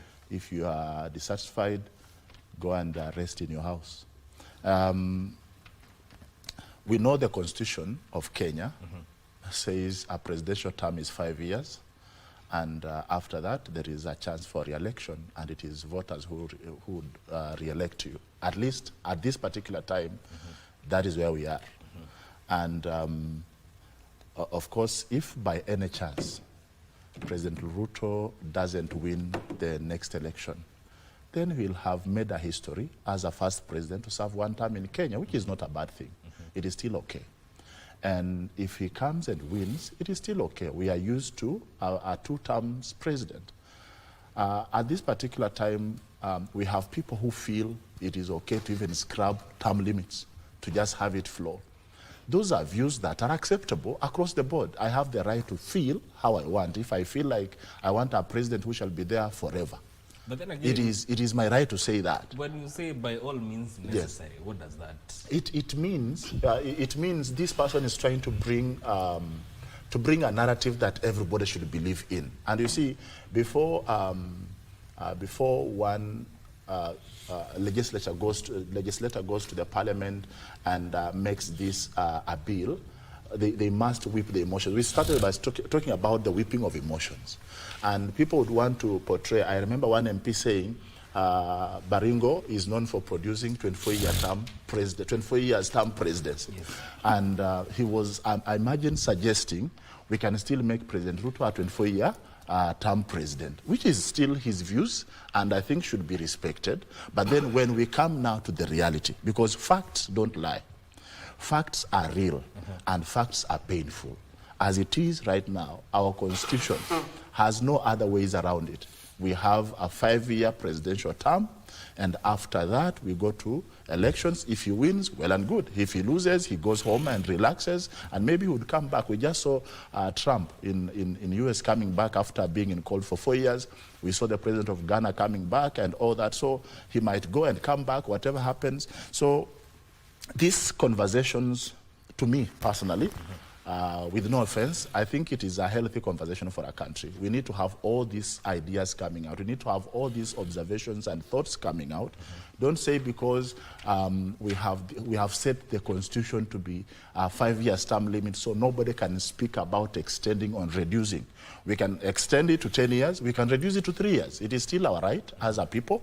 And once we have had that conversation, and we have seen the reasons to why we should either extend or reduce, because, you know, we are condemning people who are talking about the term limits.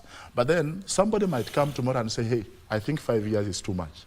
We need to make this thing 2 or 3 years. And we will still have that conversation. And actually right now, if you went and told Kenya, we want our president for 3 years, they'll say, ikuja haraka ipite, because of the emotions and everything that is happening. So I think the conversation about the term limits and political behaviors in the country shouldn't be seen as a bad thing. Talking about our constitution, it is our constitution. It is our draft. It is our document. We embraced it. We brought it into power. It is working. And so it is okay to talk about it, and okay to have views of everybody, because everybody has a right to think and say what they think, but then end result is what happens thereafter. And since such a thing cannot just go without having given Kenyans a chance to speak to it, I don't think it is a cause to worry to me. Dr. Isn't that a case of chest thumping and something to be seen as arrogant? No, there's too much arrogance when it comes to political circles. I think this is something we, it's something we got to get so used to it, because many politicians, not all, make statements and include entitlement. When you include entitlement, that's how now the arrogance comes out. So I think, like me, I'm used to it. I'm used to the arrogance of utterances. You know, somebody speaking with finality, like you have the votes in your pockets. Yeah. So you have votes of Kenyans, you'll go maybe, like I come from Kisii County, you'll get to your pocket, and then in one hand bring out all the votes for the Kisii people. It's a normal occurrence for politicians to become arrogant, especially, you know, the ones who become arrogant are those ones who feel there's a hindrance, there's a barrier somewhere. So they are trying like to silence that truth. And most of the time, you know, the truth hurts. The truth hurts a lot. And usually Kenyans, they usually know the truth. You know, even these politicians, in the back of their mind, they usually know the truth.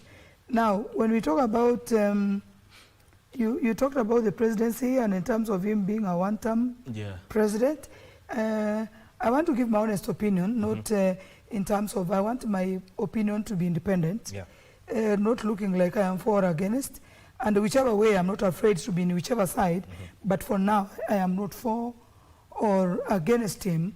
But the only thing I feel, I feel like President Ruto is a very unlucky president, in the sense that he came in to be president at a time when our country had far too many issues. And all these, you know, Kenyans have forgotten. We had Mwai Kibaki. People have forgotten. We had Uhuru Kenyatta.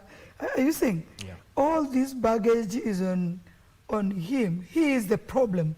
And then other people are finding reasons why it's bad. You know, politics is in such a way that if I wake up today and I want to paint Honorable Susion to be a bad person, I know what to do, especially in politics. You know, if somebody wants to wake up and paint Evelyn as such a bad person, they know how to do it. They only need to borrow a few people within my circle, pay them, say something. I'm not saying whoever it says is not true or false, but if politically people, it's just about a mind game. You come up, you want to set a certain perception about a certain person. If you want to paint bad, the bad like it's an experience you want to paint out there. So you have to work at it. You know, if you want to paint this place to look new, you have to look for new paint, you have to look for, you know, if you want to make KBC look like they are disorganized, you will come up and spill some charcoal, some what, to make you people look like you are irresponsible or you are disorganized. So, and even to take you back, which I didn't want to do that. You know, somebody comes up, says things. You know, like Maria, the lady was abducted and released later on, was very clear. She came on TV, explained us the handcuffs, we saw the wounds, we saw the what, which had nothing to do with the Kenyan politics, came up and told us and showed us how the husband was there to explain to us. So for the case of, to finish up with Justin Muturi, we don't even know whether the abduction took place, number one. We don't know whether he went to speak to the president about his son to be released. We don't know whether the president called Nurdin Haji to release his son. But you see the perception now Kenyans have, because already the perception, so many people are hating the president, so you want to believe anything that comes in. But Kenyans have not stopped to ask themselves, did the abduction take place? If it took place, can you give us proof? Don't just come here on TV and start telling us things. Because I hear, yes, abductions are there. Like these parents who are complaining about their children, we saw their children being released. They were talking about how they were handcuffed, how they were blindfolded. You know, that is an abduction that took place, we know for sure. But for Justin Muturi, can he first provide evidence to Kenyans? Was his son abducted? Can he give us 1 or 2 proofs into it? Where was it reported? Do not give us information about when you were you and the president, if at all you were. And then the president calls, if at all Nurdin was called. You see, let us not, as Kenyans, let us not just buy in to anybody who is getting audience. You know, you can get audience here and speak anything, but you need to have proof. So what am I saying? We as Kenyans, we have the right to vote the president. I have a right to vote the leader I want. So when that time comes, if the votes are less for the president, he is not going to be a second term president. Somebody else is going to be there. But the problem with us Kenyans, we always say, a certain leader must go. Ruto must go. Ruto must go. Okay, fine. We are not going to have a vacuum. So what are we saying? Say Ruto must go. Who can be a better president? And what makes you think this president will be better? Okay. And then when you decide like that, 2027, you confirm to us.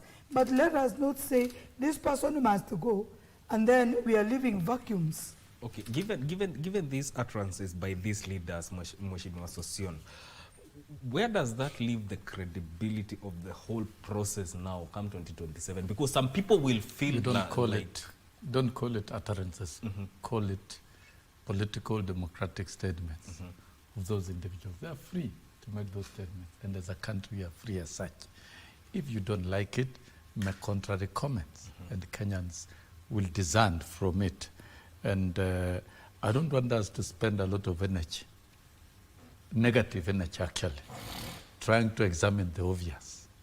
The chemistry of political statements by elected politicians in political forums should not be a big issue. And what you're talking about is extension of term limit.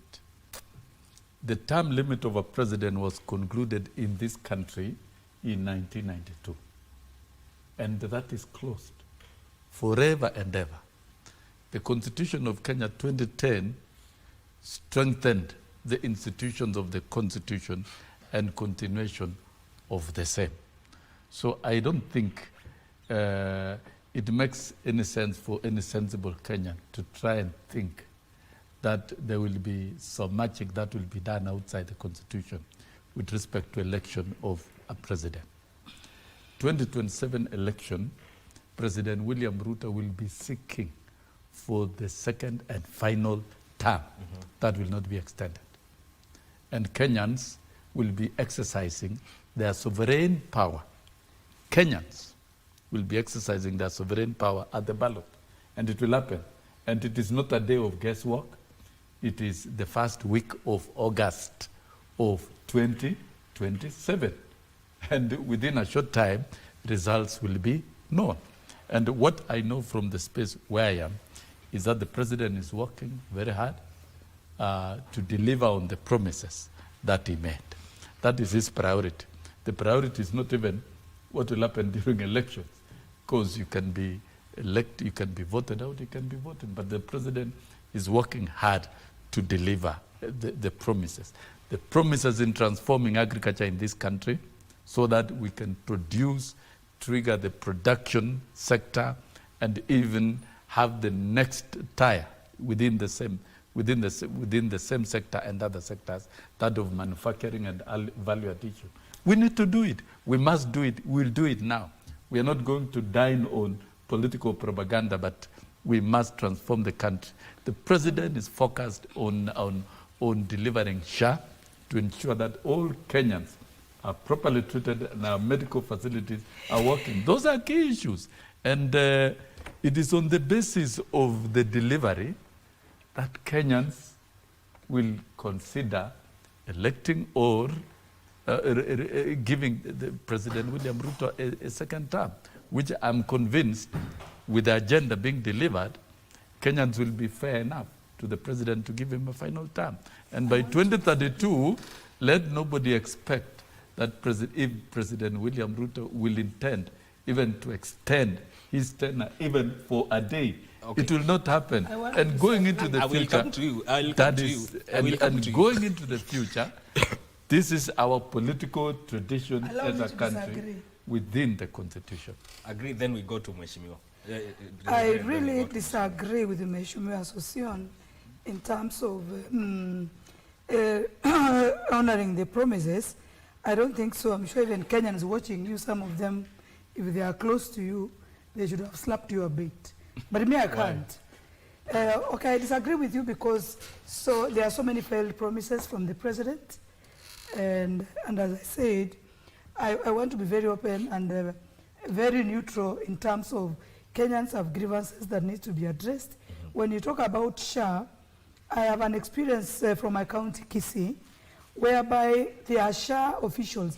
You see, you mentioned something and then other people take advantage. There are SHA people purporting to be SHA officials. You know, first, in the first, I want us to talk about SHA in the sense that, does every Kenyan understand this SHA? Do they understand, do they have a reason why? Do they know why it was migrating from NHIF to SHA? Do Kenyans know? You know, first when you are migrating, before I start getting to adjust to the new regime, to the new SHA thing, do I understand why we are migrating? Do I clearly know the difference of when I was getting my services, my medical services through NHIF and the SHA, what the difference is? Why did the government have to change?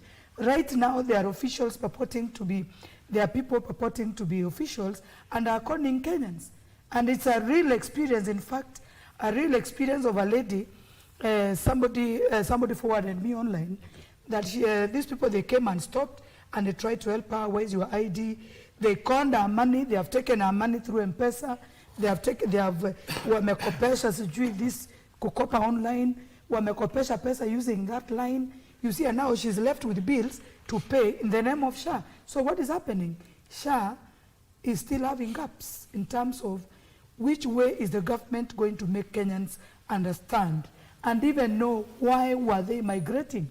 And then how can you bring this information at home and make it easy for them to be able to use it and to understand how to register themselves, because right now we're not going to go back to NHIF, but they should be encouraged to register something they understand. So when we say, when Honorable Social keeps on saying, oh, he has delivered on promises, when we know very well the president has been saying things and not doing them. So let us be very fair and also try to make him also, you know, when we make him say that he has delivered, so it will make him relax. But if we tell our president that truly you have said some of the things and you have not delivered, so he has room to work on them. So that's my contribution. All right. I wanted to say something before you go to Mwesh, because this is a highway. Allow me to say something. There's a question. Just hold on a question. Let me say this one. You know, you spoke about chest thumping. Yes. And I have vied for a political seat. Okay. And one of the things that I know happens in this circle is that when I appear, I want to present myself as the best of the best. Okay. And one of the things that would happen when a man wants to present themselves as the best of the best, you even chest thump. You tell themselves the rest, Sosyon and Mungatana, are not meeting to my standards. Yes. And so that, if you call that chest thumping, then that is maybe the misinterpretation of the word chest thumping. Yes. People speaking about what they so much desire or how they want it done, I think should be allowed as a democratic space. And then moving forward, we should get to understand when somebody is speaking about what they want to see happen. You know, if you don't like me, if I say, for example, I just noticed Evelyn is now jumping into that conversation of whether the president has delivered or not delivered, which we haven't talked to that. But if we want to go to that direction, I would say things that might make Evelyn feel like, no, everybody is not saying the truth, because there is this kind of a truth many Kenyans would want to hear that suits them. Then there is this other kind of truth that is very true. So unless you want to go that direction where you want to hear a truth that you believe is truth from the truth that I'm telling you is the truth. So that is where the conversation is. Okay. Mheshimiwa, and also as you respond to that, who is supposed to call these leaders to order? I think the first question I wanted to get, because I never got a chance to talk about is the president going to be a one-termer? I think that was your question. I never got a bite on that. Now,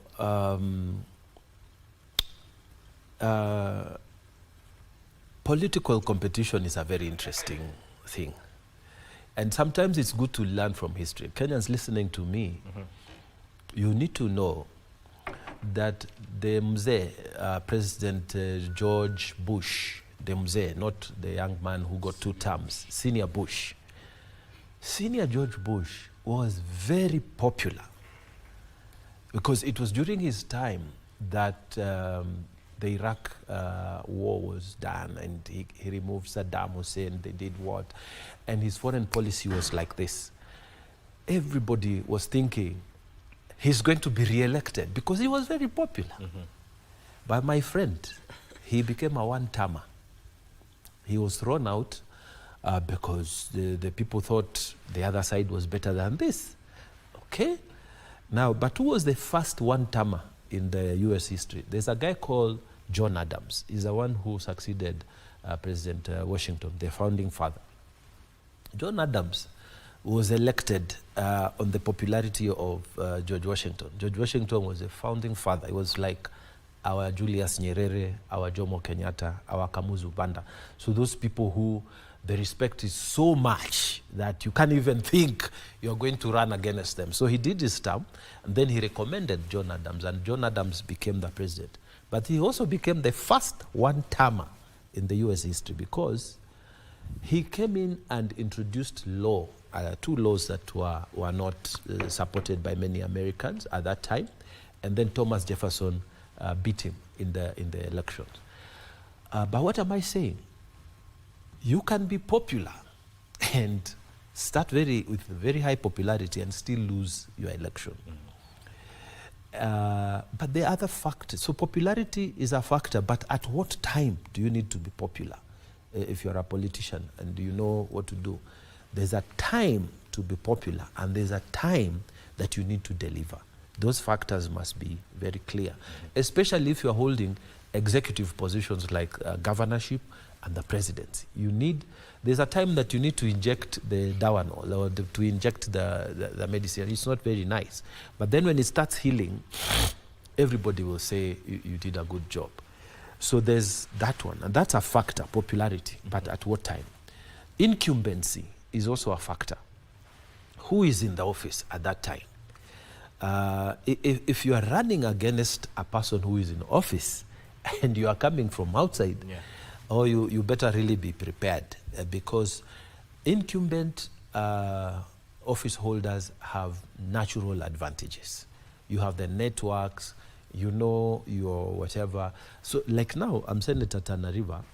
If you want to run against me, you better prepare because I have my whatever. And if you look at any person who is sitting in office, incumbency is a great factor in terms of your re-election. So coming to President Ruto, is he electable in, and then also the third factor is who is your opponent. That is also a factor. Because if you're dealing with, maybe you're not doing well, you're not delivering, you are unpopular and so on, and then you don't have a strong opponent, then also you're going to win your election, your re-election. So let me just say this. Is the president going to be a one-term president? That was your question. I'll tell you, from where I sit, let me just speak for Tana River first. He got 47% of the vote in the last election. This time, he's not going to get anything less than the 60% of the vote. Because all the major politicians in our place, in the county, in Tana River County, we may not agree on who is going to be the next governor, the next senator, the next women rep, the next MPs, but we agree who is going to be the next president. So Tana River, we can count that it's going to William Ruto. In fact, now going to the next, to the rest of the country, is William going to be a one-term president? I think not, because look at the counties. How many counties we have in this country? We have 47 counties. And look at them. What is the percentage vote? You know, we politicians, we spend a lot of time on these matters. My polling stations, what am I doing? Where are we? When people think they do a hashtag saying Ruto must go, that's how you're going to remove me. And I'm president and you're saying Ruto must go, hashtag. I will not even be bothered about that. I will continue doing my work, looking at my numbers. Which counties, which other counties do I need to work on? And from where I sit, the president is ahead. President is ahead, and even those who are doing the politics in the opposition, they know that he's ahead. And do we have any strong candidate who is coming out to oppose the president? No. So I'm presenting to Kenya a very strong candidate who is doing what he can to deliver on the promises that he has made to the people. Yeah. And I'm saying this, he may deliver all of them, he may fail to deliver some of them, he may fail to deliver 50%, 30%, 20%, he may deliver 70, 80, 90, he may deliver 50, he may deliver 40. But the candidate who is going to be presented in 2027 is going to be a strong candidate. He's going to be a strong candidate because, and I want to tell Kenyans, your second term is normally the most difficult one. Because the first term, your electorate will tell you, we are letting you to settle down. The second term, they judge you harshly. You promised this, you didn't deliver. You promised this, you didn't deliver, and so on. But look at President Ruto. Despite all the difficulties, the interest rates have gone down.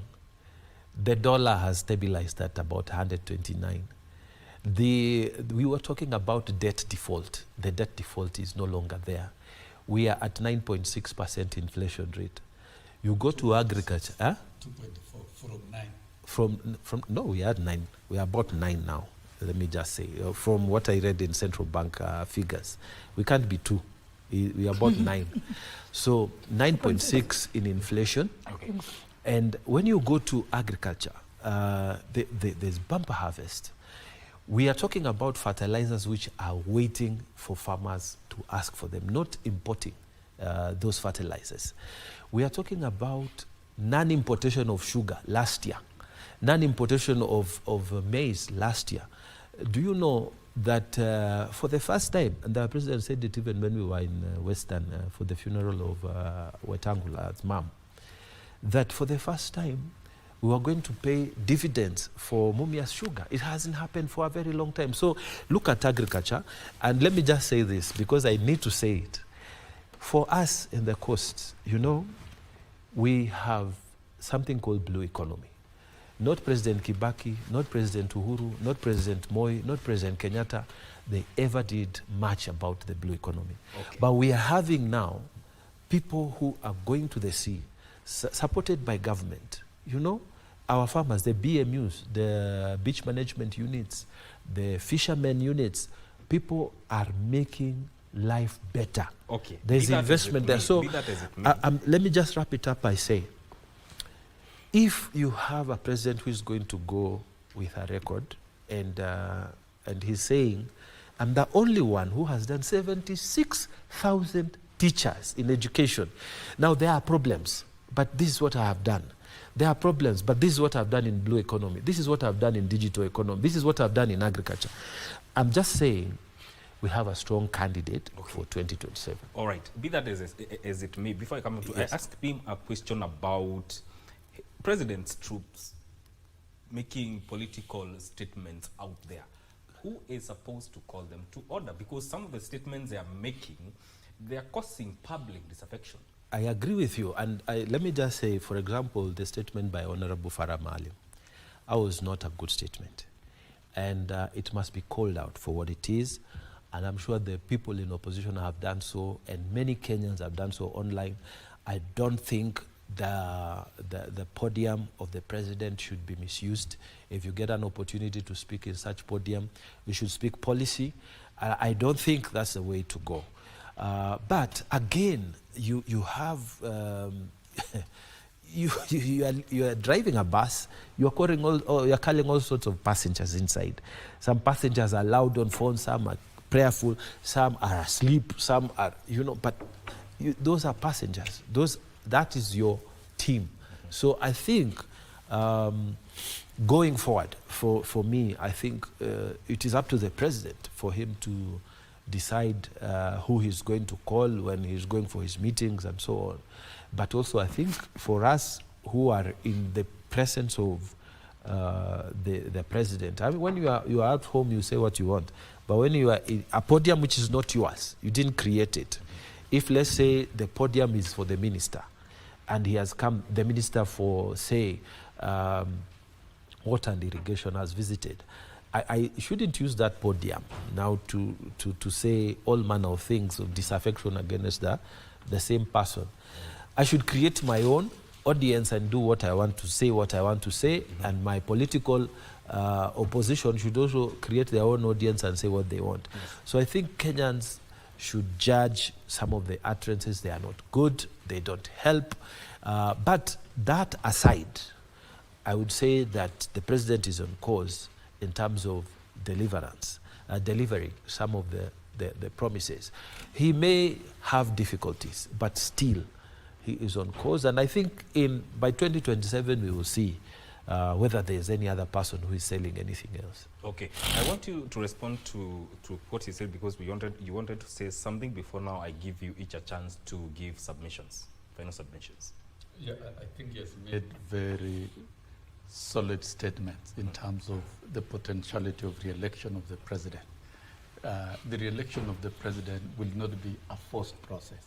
It will be democratic, and Kenyans are extremely intelligent in terms of assessing the performance of an individual, like they were during election.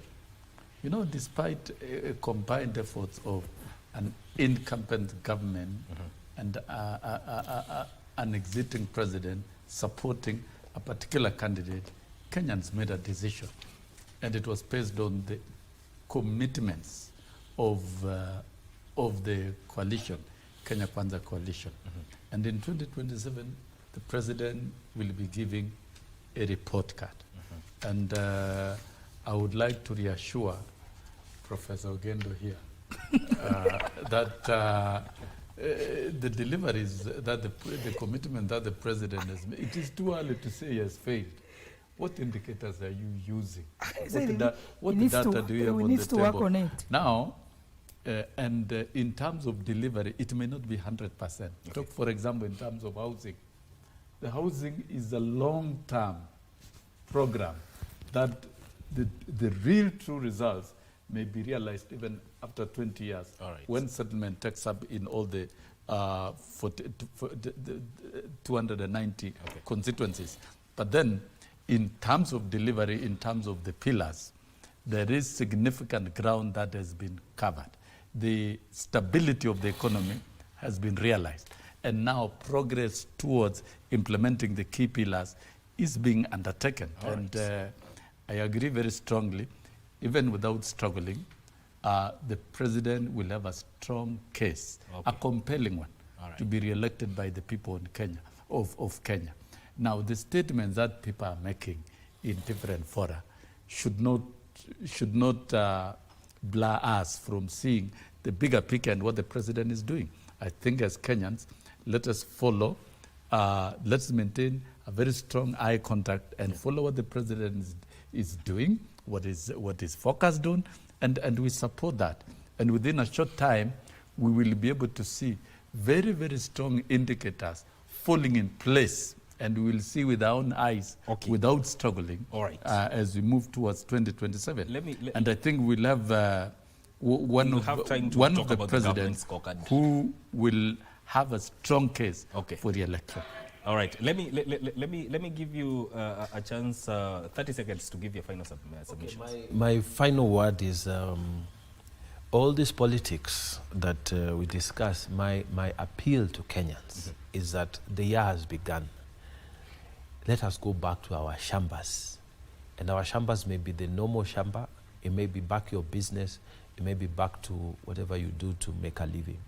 Let's organize ourselves and harvest from our hard work. Let us not crowd our mind with whatever these people are saying and whatever. Let us go and focus so that we can make this country productive. What are you producing on a daily basis? What are you doing towards preparing your shamba? So my appeal is that we have a good year ahead. All indications are that we're going to have a good harvest. Let us go back and work and see this country producing. The politicians do what they want, but what are you doing yourself? Build, do your part as other people are doing their part. Thank you. I'd want to agree with Mheshimiwa, but then ask Kenyans. You see, Kenya is not for President Ruto. Kenya is ours. And so we shouldn't make Kenya look like a country of lamentation. We should come to a reality that we all have a role to play to make Kenya a better place. And earlier on, I alluded to politics of bad manners. You see, we have politicians in opposition who want to say every bad thing about the government, but when the government responds, they say government is just stamping. Let's believe in one another and respect the space of one another. Daktari, that is again. What I would like to say is, I would like to encourage Kenyans to be part of the solution, not part of creating more problems than we have. And secondly, I would like to tell all Kenyans, the president, the governor, the senator, the member of parliament, MCA you elect, does not solely determine the type of life you're going to live. If you academically want to excel, you have to embark on your books. If you want to be economically okay, you have to look like you want to do your business effectively. This way of retiring to vulnerability that you are waiting for the economy to stabilize, for you to live your life in a certain way, that your life is dependent on these leaders we elect, it's a no. Personal development involves your personal decisions that are going to drive you towards the personal success that you want. Thank you. My success is not another person's success. So work at yours. Opportunities for all Kenyans are equal within our democratic space, and therefore Kenyans should continue being vibrant in advancing good governance, and we all participate in transformation of the country, especially the revolutionary transformation being undertaken now. Thank you. Kenya will change, and it will change for all of us. And it is all Kenyans to change. Dr. David Evelyn Ogendo, David Alulu, and Mheshimiwa Senator Danson Mugatana joining me on Good Morning Kenya on the Viewpoint. Don't go too far. Good Morning Kenya continues shortly with Vivian Demo.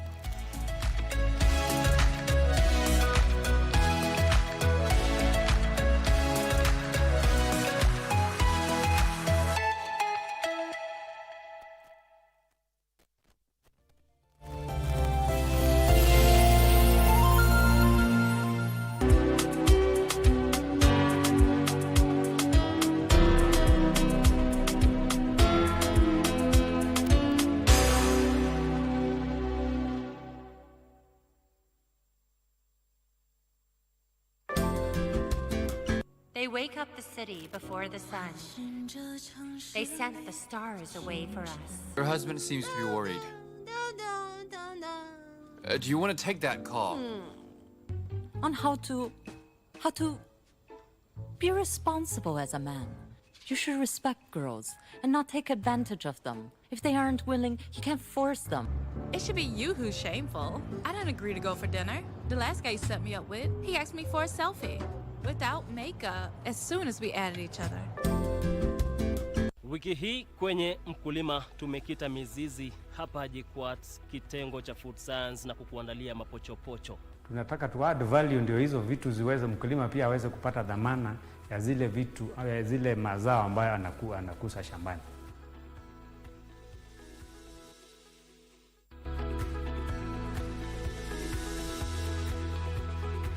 Usikose kujumuika nami siku ya Jumamosi saa 10:30 kwa uhondo kamili.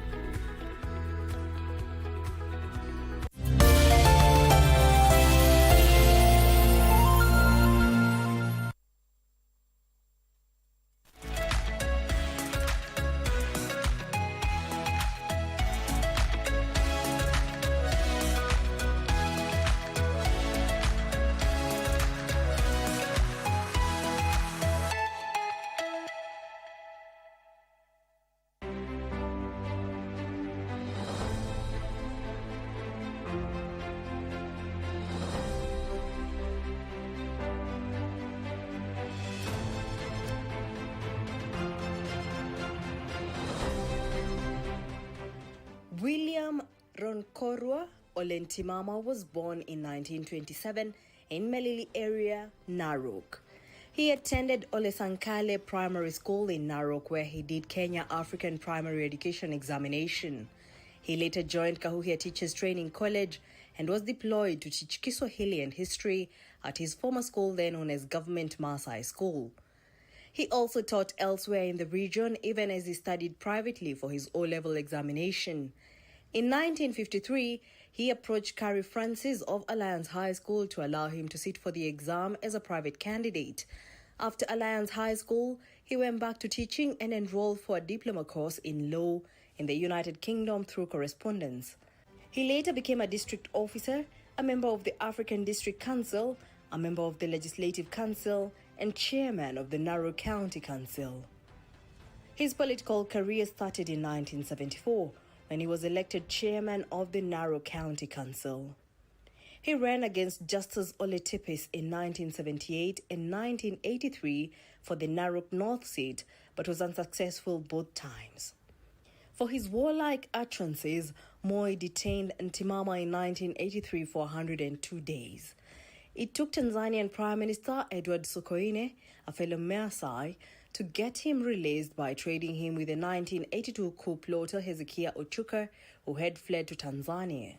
He was appointed chairman of various parastatals, including the National Housing Corporation, the Kenya Grain Growers Cooperative Union, and Industrial and Commercial Development Corporation. Prior to the adoption of multi-party politics in 1990s, the late Ntimama was a staunch supporter of the then ruling party KANU. During the KANU era, he was vocal against multi-party politics. In 1988, during the infamous Mlolongo Q voting system, Ntimama finally defeated Tipis and was promptly appointed Supplies and Marketing Minister.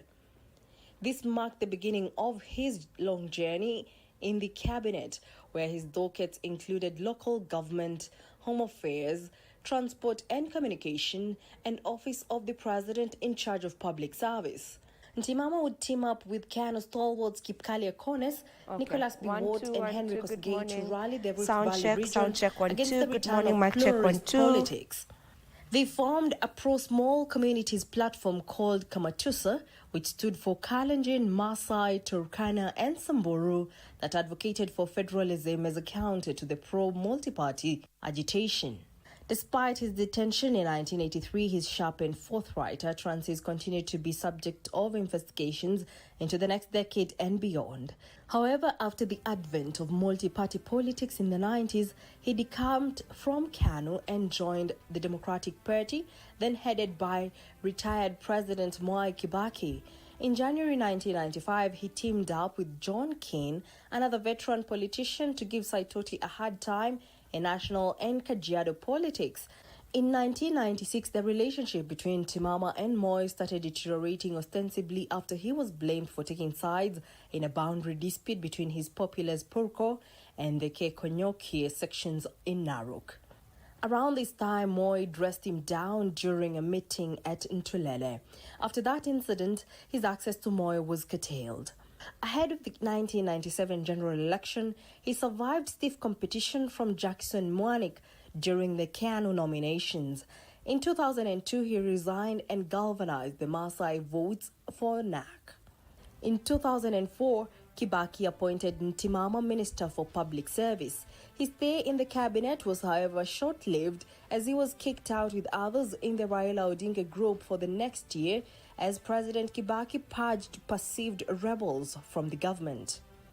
The Public Service Minister was one of the 7 ministers who campaigned against the proposed constitution in the 2005 referendum that split the government down the middle.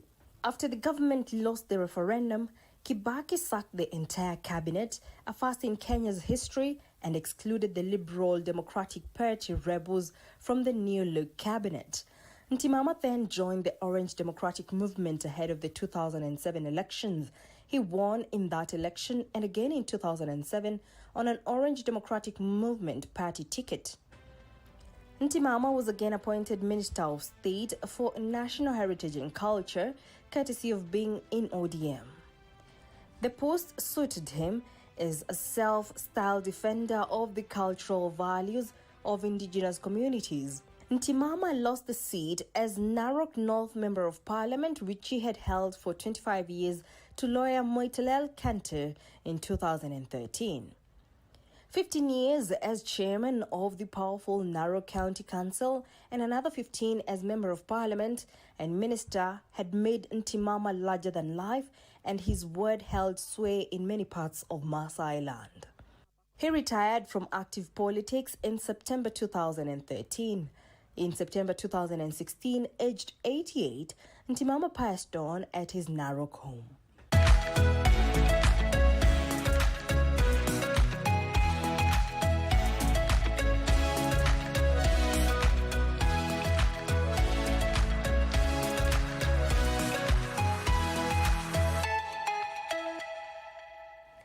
Thank you for staying with us. This is Good Morning Kenya. My name is Vivian Ndegwa, and right now we get to talk about security matters. Our topic of conversation is countering emerging security threats. Mark you, we are marking exactly 5 years since the Dusit D2 attack, terrorism attacks that happened back in the year 2019, where we lost more than 20 people. So we're trying to look at where we are exactly matters security as a country and the East African community in general. Joining me for that conversation is one Mr. Jackson Mbuthia. He is SGA Security Group Chief Commercial Officer.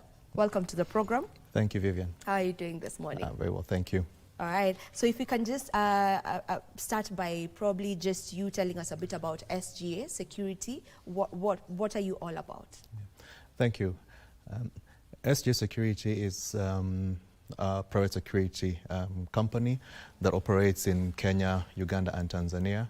We are actually one of the oldest security companies. I've been established in 1969. We celebrated 55 years being in business last year. We provide the full array of security services, starting with what everyone sees, the private security officer, the guards, but we also offer more specialized services, cash in transit and movement of valuables, and we also provide technical security solutions, CCTV, access control systems, fleet management, and so on. So that's generally what SGA Security is all about. Now, as I've mentioned, it's exactly 5 years. Actually, today's the 15th. The attack at the 2019 attack at Dusit D2 happened on the 16th to 15th to the 16th, right? So it's exactly 5 years since we had that attack. Maybe just from your point of view, what's the state, of the country's counter-terrorism efforts this far? Is it 5 or 6? 5, exactly 5. 2019 to 2025. I think we're 6. No, oh, 2025. Okay, yeah, yes. okay. Almost, yeah, 6 actually. Yeah. I think generally we've not seen another significant terrorist incident since 2019, and I think it's testament to the good work that the government security agencies have put in. I think counterterrorism delves a lot on the framework around which the intelligence services work. So when their efforts are robust and diligent, then you see a reduction in terrorist threats. I think the country, as it is right now, from a terrorism perspective, is in fairly good standing. Yeah. Okay. So, what are some of the threats to national security that you can mention? Obviously, if you look at the terrorist space, Al-Shabaab is, I think, what normally hurts this parts of the continent. Previously, I think the attacks that happened, in fact, if I recall, that the justification for the Dusit attack was, I think, the involvement of the Kenya government in Somalia, and I think also related to that was the issues around Judaism, I think it was, and the recognition of, I think, Jerusalem as the capital. The capital of Israel. Yeah. So there's a lot of geopolitics that plays in that space, and obviously then the involvement of our own government in those. Our neighbors and what's going on around us, Somalia, although I think now trying to get into a more organized state. The state of our borders, porous borders allow for people to just come in through unstructured or illegal means, and then they find themselves, or we find ourselves having people in our midst that can engage in nefarious activity. Yeah. Maybe just what are some of the lessons to be learned, from that time? If you look at Dusit, and especially how the entire attack was structured, it speaks to us having to have a more robust risk assessment framework that allows us to identify where our vulnerabilities are, and then to put in mitigants to address those vulnerabilities. The perpetrators of the Dusit attack had for quite some time scouted around Dusit. In fact, I believe, if I recall correctly, they had even sought housing and residence around the Dusit facility to allow them to have easy access and to monitor what was going on. There's an issue around the controls. Access into the facility was not as robust as it is today, and maybe we can speak to some of those systems that you can put in place. There is the entire construct of your security framework, the security guards themselves. I think since Westgate, since Dusit, there's been a lot more deliberate effort applied to having the private security officers trained on counterterrorism and how to possibly identify potential threats from a terrorism perspective. So there has been significant learning and steps taken to mitigate those vulnerabilities, and I think collectively as a nation, the private security players, the national security agencies, and the public, I think we've come together to try and put a framework that significantly reduces the risk of another terrorist attack. And even as we talk about that, maybe what are some of the new tactics you feel are being employed by criminals that we can mention, and how to counter that in terms of just even techniques, just the tactics that they're employing now? One thing that we can't take for granted is technology has morphed, and things have changed. I mean, if you look at what technology is able to do today versus what we had available several years ago, 6 years ago, 10 years ago. There's been significant advancements in technology. and that can work both positively and negatively. So if you look at, for instance, you know, cyber attacks today are a lot more common and prevalent than they were many years ago. With the advent of technology, we're all now using computers, the internet, a lot more. You know, it's a part of our day-to-day life. We can't run away from it. And so what we now have is, you know, cyber terrorism or cyber security attacks coming in with those perpetrators trying to, you know, collect our personal data, sensitive information, our, you know, bank account, have access to our bank accounts, have access to our business, you know, information, and use that, you know, against the organization or against the individual to try and profit from it. So much as there's been advancements in technology to improve security, there's also people who are, you know, on the negative side of that, who've come in and are wanting to use the same technology to profit negatively from the use of that same technology. Yeah. How do you work on countering some of that? So I think from a cybersecurity perspective, when you look at the different, you know, sort of like channels through which those threats can be realized, malware, I think, is one that is quite prevalent, where either through the introduction of, you know, through this portable devices, flash disks, computer links that you can then click on that install an application onto your computer. We know about ransomware, where someone actually comes and collects or basically encrypts your entire company data and then demands ransom for them to give you to offer the decryption keys. So there is software, antivirus software is an easy one that it picks up or detects potential malware viruses being introduced into your network. So it's important to invest in a good antivirus platform. I think education also of users and the public is also important. There is, I think normally they use social engineering, for example, to get you to click on a link, you know, targeting you. You're either looking for something or your particular interest, and so they sort of push information towards that causes you to click on that link that then exposes either your network or your information to the perpetrators. So education is important, having the right antivirus software and other controls that you can have in you know, firewalls and segregation of networks is an important setup you can have to reduce those risks and those threats. Yeah. Okay, and on that note, we take a short break. We'll be back to continue with this conversation in just a moment.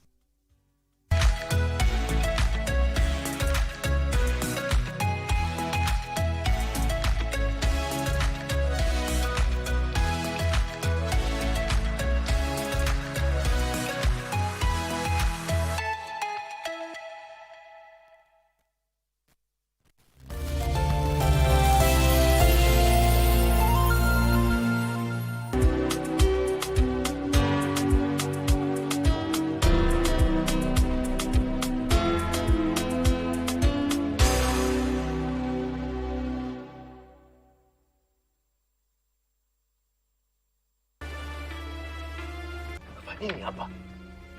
Nimekuja baba. Kufanya nini? Mbona una raha? Ile siku nilikusemesha ukakata kunijibu. Kwa taarifa yako, mimi ni mke wa kiongozi. Sasa wewe unamsahau.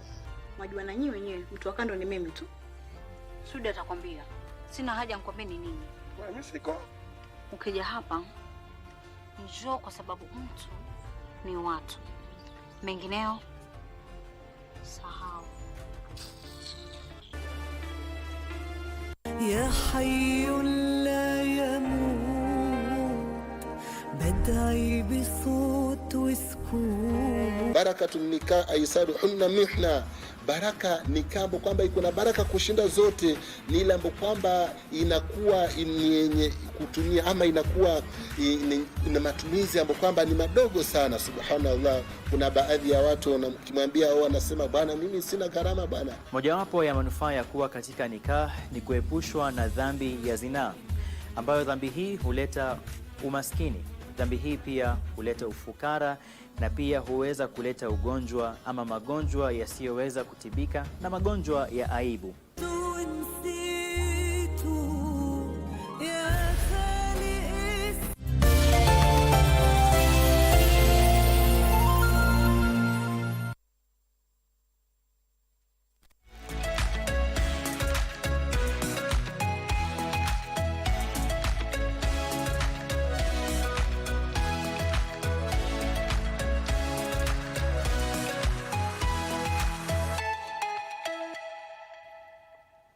Welcome back, and thank you for staying with us. In case you're just joining us, we are having a conversation on countering emerging security threats. And with me is Mr. Jackson Mbuthia, who is the SGA Security Group Chief Commercial Officer. Now, how well can we ensure an effective collaboration between, members of the public and security bodies to just ensure that we are having a seamless way of just, the engagement between the public and the security bodies? Thank you, Vin. In terms of collaboration, those efforts have, especially in the recent years, I think are coming to fruition. We've seen a lot more desire from the government security agencies, the National Police Service, the intelligence agencies to collaborate with private security players such as SGA and some of the other private security companies, and the public as well. So the setup of whistleblower accounts to allow for the dissemination of for the security agents to actually get information about what is heard on the ground. One of the things we find in the private security sector is that with our private security officers, they are more accommodated within the general public space than even a police officer. It's easy to take, or a private security officer is seen, or guard is seen as one of us at our level. So information very easily gets to those private security officers.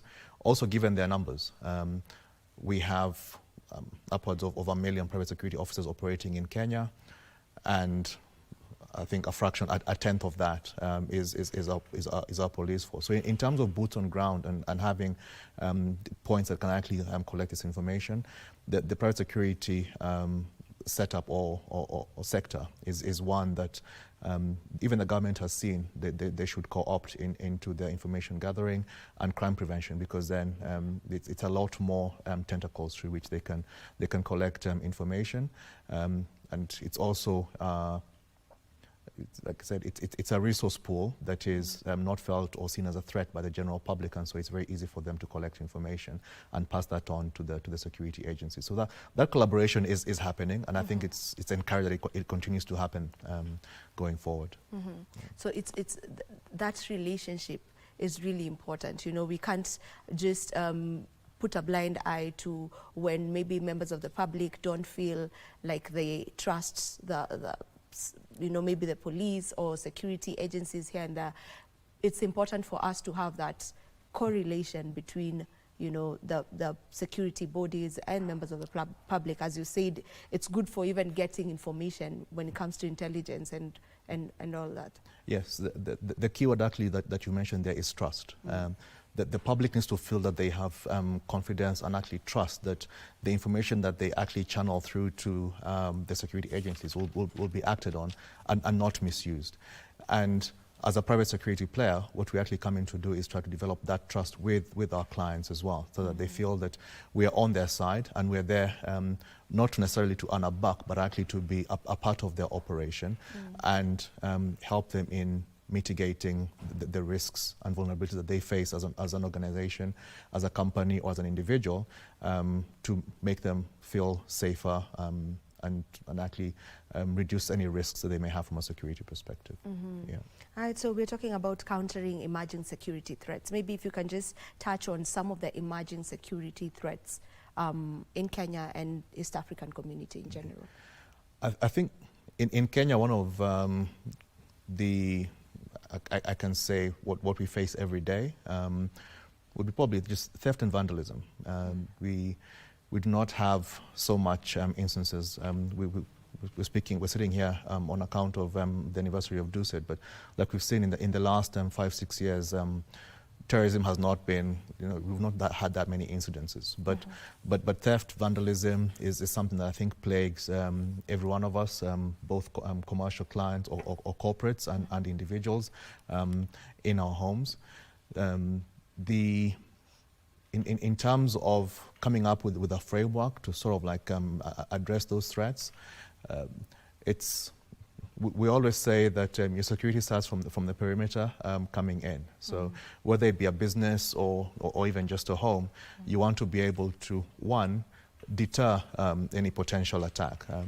The burglars or thieves or those who want to perpetrate these sort of like nefarious activities, they want to be in and out as quickly as possible. So if they come and find if my house has burglar proofing, it has electric fence, and yours doesn't, you're then an easier target, a softer target than I am. So we begin to build the mitigants and right from the perimeter. So you want to try and, one, deter the threat altogether, and if you can't, then at least be able to detect it. So when we now look at the advancements in security systems and equipment that has come in, so electric fence, for instance, is a very simple way to begin to deter a threat, but also in the event of a thief or a burglar choosing to still come through, when they trigger the electric fence, then they will, or when they touch the electric fence, there'll be an alarm. Okay, so that's detection. Either a siren goes off or it sends a signal through to a control room, for instance, of a private security company that offers alarm response services. And so the action can then begin. So you deter. If you can't deter, then you want to detect. And then what follows immediately after detection is now the response. So that will either take the form of either people within the facility actually taking action against the threat. You can pick up the phone and call the police. You can press a panic button, for instance, that would then elicit the response of a private security company. You can shout and draw the attention of the public. So it's around that framework that we built all systems. So there is physical security elements, the physical guard himself that is typically stationed at an assignment during the day and through the night. A lot of the response actually requires human intervention. So much as we've embraced and introduced technology to support security mitigation, you still require then a decision and an action to be taken, and normally that falls on a human being. The physical, the guard on site, the police, or the mobile response that will then come in response to an alarm activation. So normally it's a complement of both physical security and electronic security. Electronic security, the easiest one to deploy is actually lighting. People take for granted how much light actually does in terms of reducing or mitigating potential threat, especially theft. Thieves don't want to be seen coming. They want to operate in the shadows, under the cover of darkness. So if you have adequate lighting around your facility, your home or your business, that in itself is quite a significant mitigant. Then beyond that now is surveillance systems. And nowadays, the CCTV systems and where they are today, closed circuit television, the advancements actually have been significant. The equipment has gotten cheaper, but the functionality has improved significantly. So you now have cameras that can be configured to just detect human motion. And so there will be recording activity, but when there is a human who either jumps over the fence or crosses a particular line, then that triggers an alarm. And so it makes it much easier to surveil an area and also to identify potential threat. Beyond that, then you also go and have intrusion detection systems. So once there's been an intrusion, a door has been broken, a window has been broken, or someone has come into a particular space, an intrusion detection system will tell you that there is unwarranted or unauthorized access into an area. That will normally trigger an alarm, which should terminate at a security company's control room, and they will then send their mobile response team.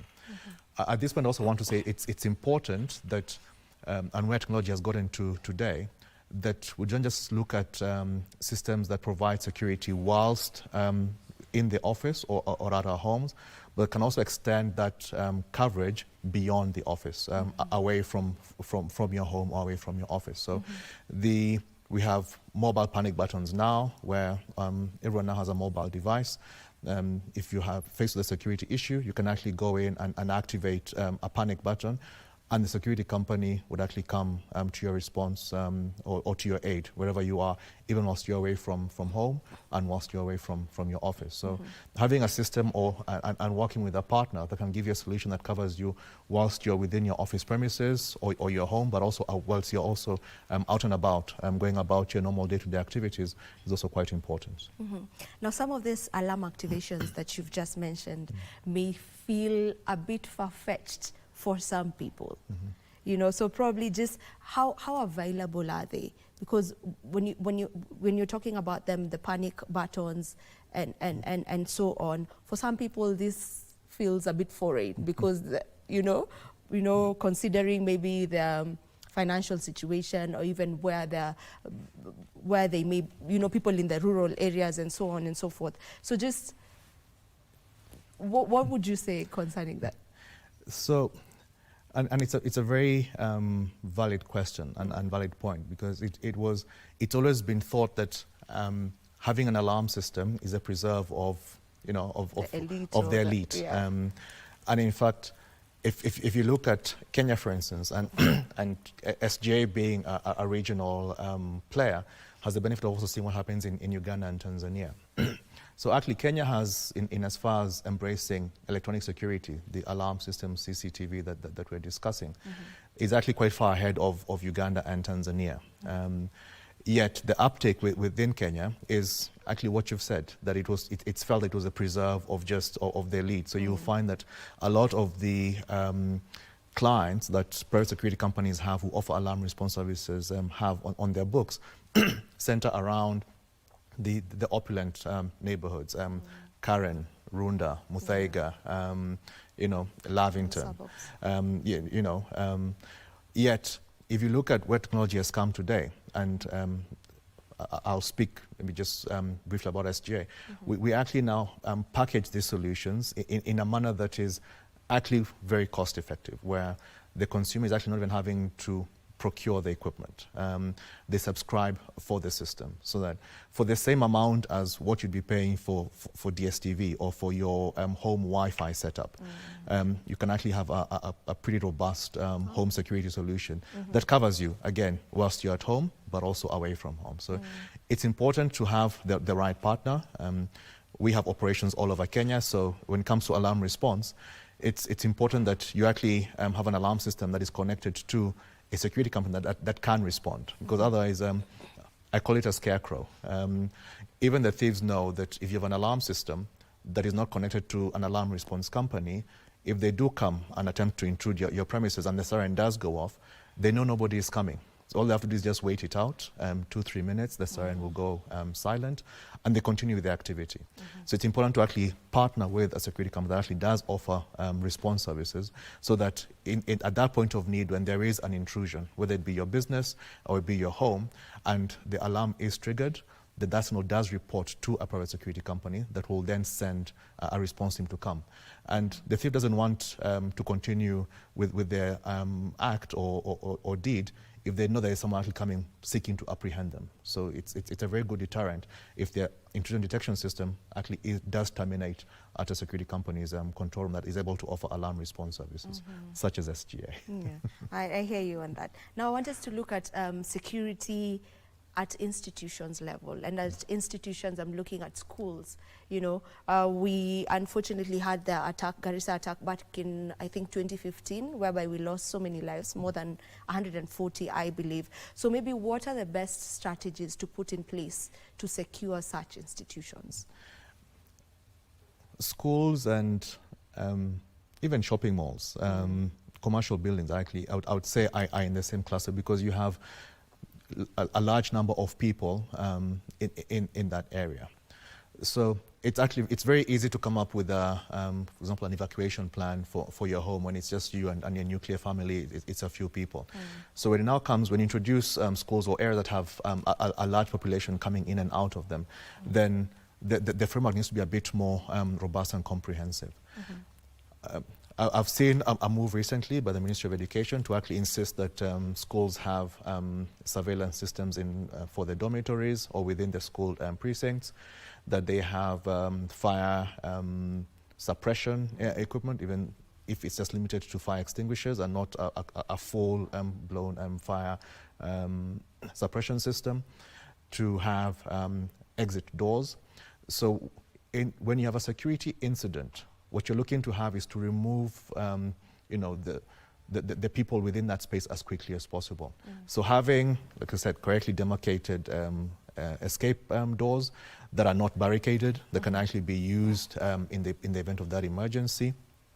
Having, again, the detection systems. So smoke detection, for instance, smoke detectors will tell you that there is a fire or there is smoke in a particular area, and that should then trigger the alarm. But around all that should be training. The students, the general public need to be trained and made aware of how to react or how to respond to, for instance, a fire alarm going off. We have seen firsthand very many instances where in the absence of training, the fire alarm goes off and students continue with their lessons. You know, employees in a building continue working, or they've been made aware that there is, when you hear the fire alarm, you should evacuate, but they're not in a hurry. You see them beginning to, you know, collect their personal belongings. They're even shutting down their computer and waiting for it to shut down before they leave. Emergencies require fast evacuation so that the risk to loss of life is significantly reduced. So training is very important, and it needs to be, you need to continue reinforcing that training. So it's not, we trained last year, or we trained 2 years ago when we put in the fire extinguishers. It needs to be a continuous engagement with the students, with employees, even with your own people at home, so that it's constantly fresh in their minds what they need to do in the event of a security emergency. Yeah. Okay, so maybe what are some of the trends shaping the security landscape in general in not just Kenya but East Africa at large? So what we've actually seen in Kenya is a move towards regulating and reorganizing, especially the private security sector, the guards especially. We have, like I said, in Kenya, upwards of 1 million security officers. It's similar numbers in Uganda and in Tanzania. But what has lacked is a framework for regulation of the sector, so that you actually create a baseline and consistency in terms of what these private security officers are actually able to offer, and how they're able to contribute positively towards improving the general security of the country. Like I've said, the private security officers far outnumber the government security agencies, the police force typically. So like I said, it's a good pool, a good resource pool for collecting of security information. But what has been lacking is a lack of a proper framework and foundation for regulation of the security companies and players. So in Kenya, we have the Private Security Regulatory Authority, PSRA, that was trying to build a framework around regulation of the private security sector. There's been a push to standardize minimum wage, because it's very easy to compromise a guard if they're earning peanuts. Even going back to the Dusit incident, if the person is coming to scout, planning to attack an establishment, and the person who's guarding that establishment is on a salary of 7,000, 8,000 shillings a month. That terrorist will come in and offer them 10,000 shillings and tell them, yeah, just look the other way, I want to walk around. The guard will be compromised. So it's important to have to pay a fair wage for the private security officers. There's actually in law, it stipulates what that wage should be, and so it's important that all the players actually come to that level, whatever level is agreed. At least the minimum wage should be complied with, so that then these individuals or these private security officers are actually able to, do their job without feeling or it being so easy to compromise them. Important is also the training element. So a curriculum has been developed in Kenya, in Uganda and Tanzania. I think those are trying to look at a framework around regulation in the private security sector. A standardized curriculum ensures that everybody who's playing in the private security sector is at the same level. That what we've discussed around counterterrorism, understanding how to identify and how to deal with potential terrorist threats, the escalation of that information, that of the 1 million guards we have in Kenya, that they're all on the same page and understand, at least the training is considered across board, and so they all know what to look out for and how to execute on their role. So regulation is one of the areas that I think across the East African community, the security government and the private security players, something they've been looking at to try and raise that bar and standardize the service offering. Yeah. The other area, if I proceed, is around the embracing of technology. So whereas before, said the CCTV surveillance systems, access control systems, were the preserve of top corporates, and even SMEs were not bothered with having this technology protect their businesses. We're now seeing all of that happening, and people have embraced technology and are using it properly. Nowadays, there's no building you walk into in Kenya, in Uganda, in Tanzania that doesn't have the walk-through metal detector. Okay, so I think this is a response of the public and the population in general to having a threat come out, and there is significant impact, and then the people now choosing to respond to that threat, and the easiest way actually is to embrace is through embracing technology. Yeah. What's the importance of ensuring that the entire region is secure? It's very important because, like I said, the people who are out to perform this attacks or to perpetrate theft, they're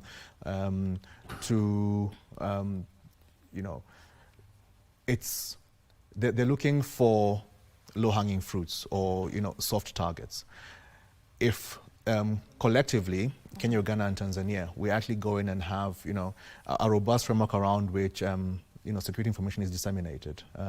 So if we have a threat in Kenya, that the same information can be available in Uganda and in Tanzania. What then happens is that the potential perpetrator feels that there's no room for me here, because if I try it in Kenya and I fail, and if I go to Uganda, they already know who I am, and the same in Tanzania, then you then remove those potential risks from around the area. The sharing of information as well. The good thing about this electronic security today is that it's all networked. So you can actually have a security control room, for instance, that is centralized, that covers the operations in Kenya, Uganda, and Tanzania. So it's actually possible today, through technology, to mitigate risk through employment of network security systems, because then you can have, for example, if I was a perpetrator of, I'm a thief, and you have my image captured in Kenya, it's very easy to disseminate that information to Uganda, a system in Uganda and in Tanzania, and should I, go into Uganda, the system knows that this is actually already a person of interest. Okay? So the technology, because it is now networked, makes it easier to disseminate information and to then also provide a framework across the entire region, not just in siloed countries or in siloed organizations. Okay, and as we almost come to a conclusion of this conversation, maybe are there policies in place, or what policies do you feel should be put in place in order to just ensure, you know, all these things that you're talking about are looked into? Obviously, policy is typically driven by government. I've spoken about the desire to have regulation of the private security sector, which is the largest provider of security outside of what the national or security agencies actually do. One of the challenges we face is we have, for instance, even the surveillance equipment we're talking about, it needs to be of a certain quality, of a certain standard.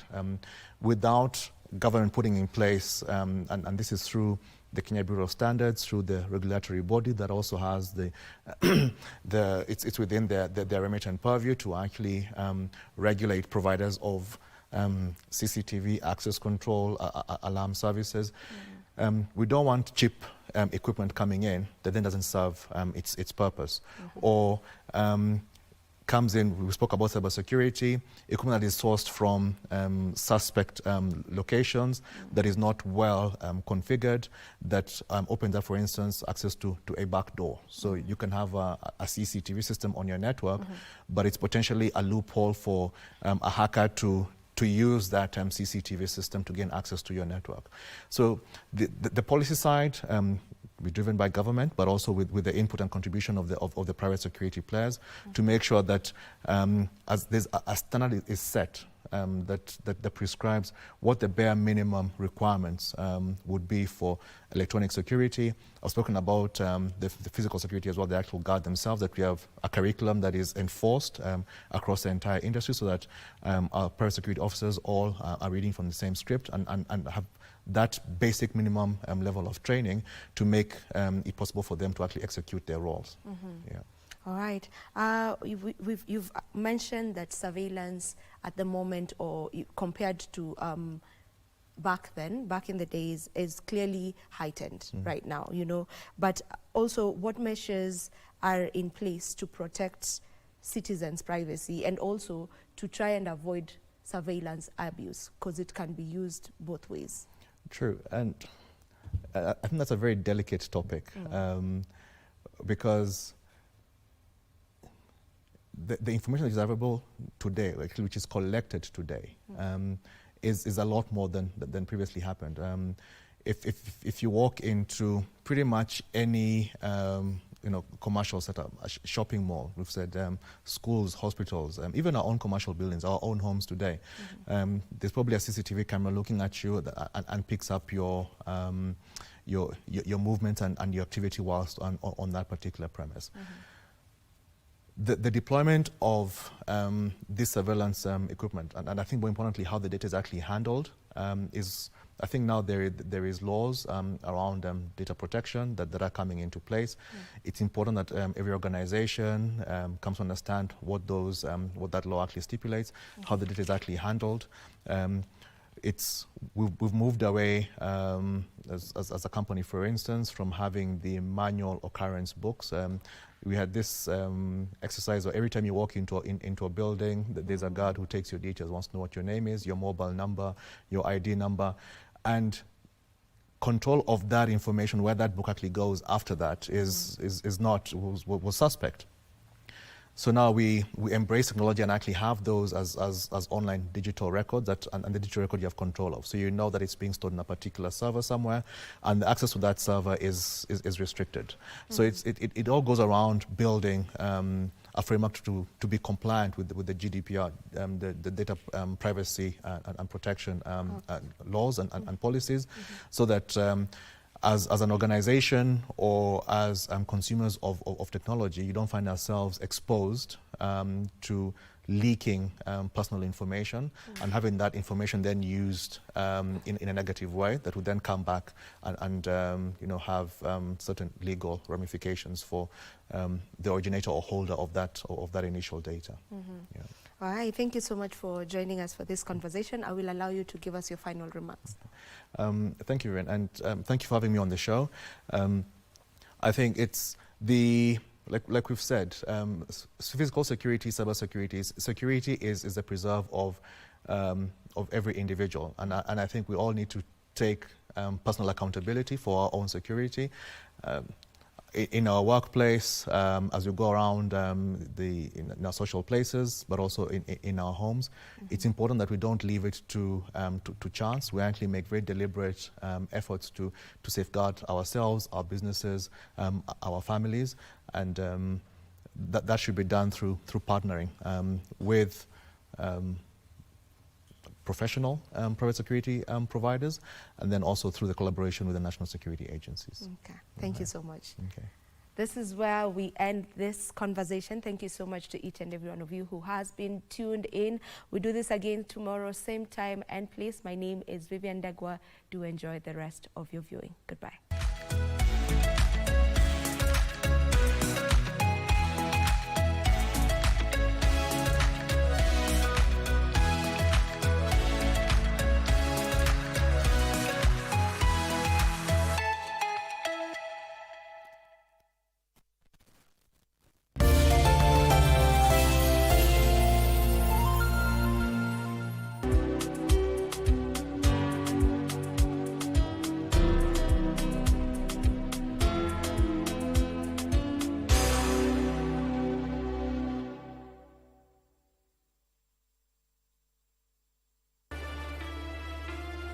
Nini hapa? Nimekuja baba. Kufanya nini? Mbona una raha? Ile siku nilikusemesha ukataka kunijibu. Kwa taarifa yako, mimi ni mke wa kiongozi. Sasa wewe unamsahau. Mwajua na nyinyi wenyewe, mtu wa kando ni mimi tu. Sudi atakwambia. Sina haja nikwambie ni nini. Mimi siko. Ukija hapa, njoo kwa sababu mtu ni watu. Mengineo sahau. يا حي لا يموت بدعي بصوت وسكون. Barakatun nikah aisaru hunna mihna. Baraka ni kambo kwamba iko na baraka kushinda zote, ni ile ambapo kwamba inakuwa ni yenye kutumia ama inakuwa ina matumizi ambapo kwamba ni madogo sana. Subhanallah, kuna baadhi ya watu ukimwambia wao wanasema bwana, mimi sina gharama bwana. Mojawapo ya manufaa ya kuwa katika nikah ni kuepushwa na dhambi ya zinaa, ambayo dhambi hii huleta umaskini. Dhambi hii pia huleta ufukara na pia huweza kuleta ugonjwa ama magonjwa yasiyoweza kutibika na magonjwa ya aibu.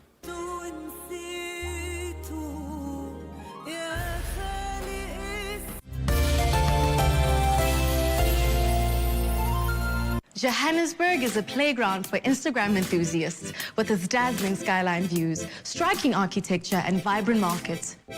Join us as we explore the urban landscapes and take you on an Instagram-worthy journey of the city. But first, we discover how Sheyi Oluyole is helping kids to dance off the streets in Nigeria. See how Dr. and Mrs. from Johannesburg evoke feelings with their detail-loving designer furniture. And then, savor the taste of typical street foods from Ouagadougou in Burkina Faso. I am Shudufazu Masida and you are watching Afrimax.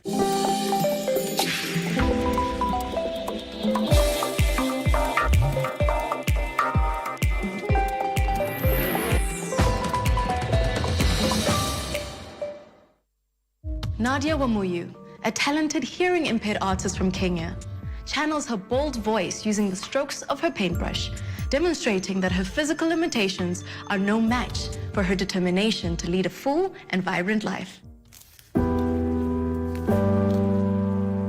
With just one brushstroke, Nadia Wamuyu can open up hidden worlds of the senses. I cannot hear. I feel lost. I'm lost. I don't know what I will do. I don't know what I do. Because I cannot hear, it did not stop me working with my eyes and hands. I work in talents. For Nadia Wamuyu, her body is her brush. And that's not the only thing which is different in her and her art. Art and drawing for me means expressing my feelings and bringing out the best of my personal talent. Hearing disabled artist, Nadia Wamuyu expresses a bold voice through her paintbrush and has not allowed her physical limitations to impact the rest of her life. My name is Nadia My name is Nadia Wamala. I'm an artist based in Corona Artist Collective. I have a problem with hearing. I lost my hearing when I was 4 years old. I don't remember exactly what happened. I don't remember what happened to me, but my first painting was in Langata Junior School Art Club. And then after painting, the owner of the school bought my first painting. From there, I haven't looked back, and I kept on growing. Creating mixed media studies of a muscular female subject in different half-squat poses, Nadia uses her physique to emphasize strength and boldness. Combining it with masks, unusual hairstyles, and dark colors, her work show her daily struggles as a young black woman. my art is about women. It's about that woman who isn't comfortable with their body. Also, human rights for women, like someone who got raped, violence, among others. I'm finding the voice for the women.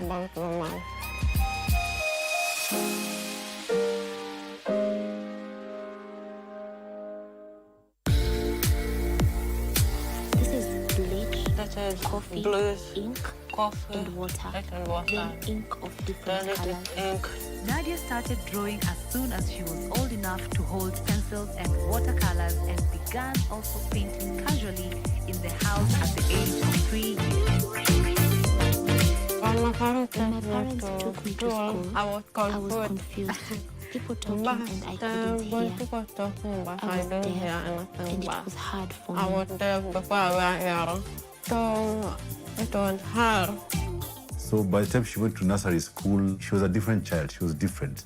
And actually most schools rejected her as a deaf child. There was no stopping her. And as you can see, she has developed her own personal style, a very independent artist. The art was her way of accounting herself to the world. It was her way of expressing herself as a person who is capable of doing something. There is an estimated 600,000 deaf people in Kenya, of which 340,000 speak one or more dialects of Kenyan Sign Language across the 42 ethnic groups in Kenya. Many deaf and hard of hearing Kenyans face challenges and are excluded from accessing quality education and healthcare, and are never quite able to reach their full potential. My challenge is conversation My with challenge the is client. conversation When with the the client client. comes to my When studio they and come to the talk to me, studio, but I cannot I cannot be hear. able So to I hear tell them properly. I can't I hear have you. to tell them I Then cannot I hear speak them. louder. So I also opt to read their lips. I went I driving went to driving school, school, I but don't I could understand not the understand the but teacher. my dad My did dad for taught me. me the rest. And then the For talking, other I know I do stuff, such myself. as going to Going shopping, out, I do myself. my thing. Going out, Too not my loud thing. for me. It's too loud for me.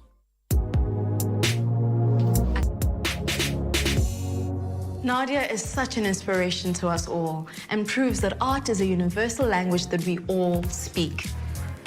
Installation is a social media playground featuring 33 artistic installations for some of the best snaps for the gram.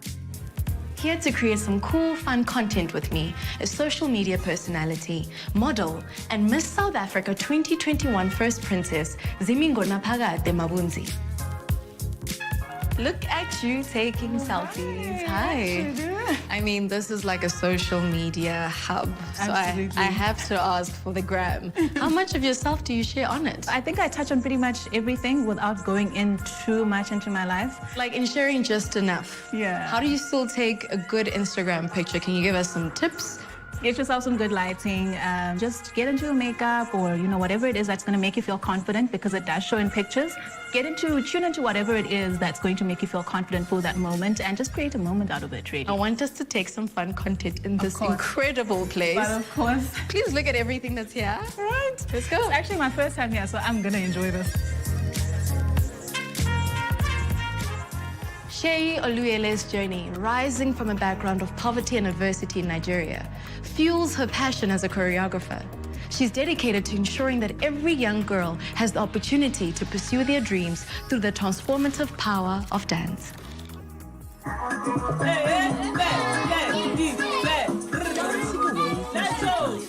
That is the dream of many Paul's children and leaders. Because dancing on the streets is very different from dancing in the streets. When I think of my past, of how I was homeless, how I cannot eat twice a day, and once I just start dancing, it always makes me happy. It is estimated that there are over 100,000 children living on the streets of Lagos alone, with many more living in the streets. That is, children who beg and steal, but have homes to return to each night. Homelessness in children in Lagos can come out of so many factors, and then there are also cases of children who are experiencing abuse, and then because of that, they run away from guardians that they were living with in Lagos. Sometimes it's poverty, you know, it's constant inflation. A family is okay living somewhere, all of a sudden they can no longer pay their rent. The child from that family also becomes homeless. There's also the case of the breadwinner of the family dying. Why you? Is it the camera? You don't know this dance. She, Oluyole herself, grew up in poverty and experienced abuse. Today, the choreographer wants to provide the average girl a chance of achieving their dream. Relax. Oh yeah. My decision to break the cycle of poverty has different periods. The biggest inciting incident for me was when I was 12. As at this time, my family was also homeless. We had been homeless for about 2 years then, and I just really wanted more for myself. I wanted to start breaking the cycle of poverty for myself first. What prompted the idea of starting Dreamcatchers Academy is from my passion. I love the art, I love dancing. Also, most importantly, one thing that's very important when breaking the cycle of poverty is skills. You know, it's very important for people as they grow, children, teenagers, to have skills. And so for me, that's basically what Dreamcatchers is about. We do dancing, singing, crochet, visual arts, just lots of skills for the kids. After completing her degree in English language at the Covenant University and a master's degree in human service from Bellevue University in the United States, Sheyi returned to Nigeria in 2014 and started hosting formal dance classes with some 20 children attending the very first dance class. One of the biggest challenges would definitely be funding as a non-profit, and also the constant inflation in Nigeria. And another thing is misconceptions. If you hate me, put the jump on, then I feel like I got switches in my brain. From last kitty down to Costain, in my lane. Dance is a thing of joy that makes me happy. Anytime I think about my father's death, if I dance, it makes me more excited. Yes, so I started posting on Instagram in 2015 because I became aware of Instagram. And then the plan then was that dance to recent song of artists, and if they like your work, they will invite you to video shoot. But fortunately for us at that period, when we danced to DJ Spinall's song, the international audience loved it, and then the video was just going around. But this is how it started. How it went along was not predictable at all for Sheyi and her kids at the Dreamcatchers Academy. Okay, so yeah, Naomi Campbell got to know about Dreamcatchers from the video that we posted in 2018 of the kids dancing to DJ Spinall and Noah's song. And that wasn't really what we were expecting. It was a new song, and the whole plan was that DJ Spinall would sit and maybe invite us for the video shoot.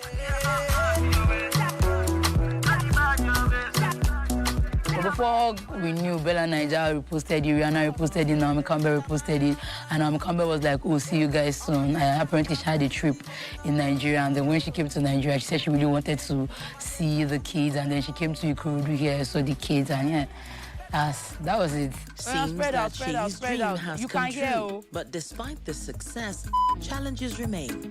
For the Dreamcatchers. Let's go! I am the future. Obtaining financial support to house. I am the greatest, and I know I can change the world. I just look at where I'm coming from.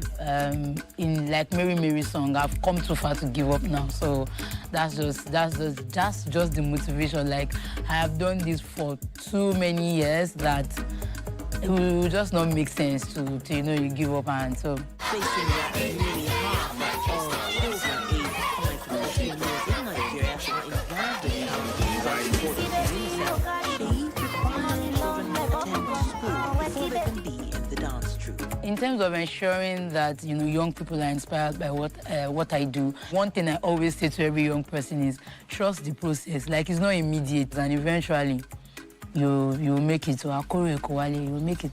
She and her dream catchers are living proof that dance can be used to communicate, to evoke emotions, and tell stories as well as change young people's lives. Through dance, number one is to create opportunities for them because, you know, for children that have been downtrodden, coming from poverty, told that you cannot become anything, what dancing does is that it opens their perspective and most importantly, to use that as a way for these children to change their lives and the lives of their families.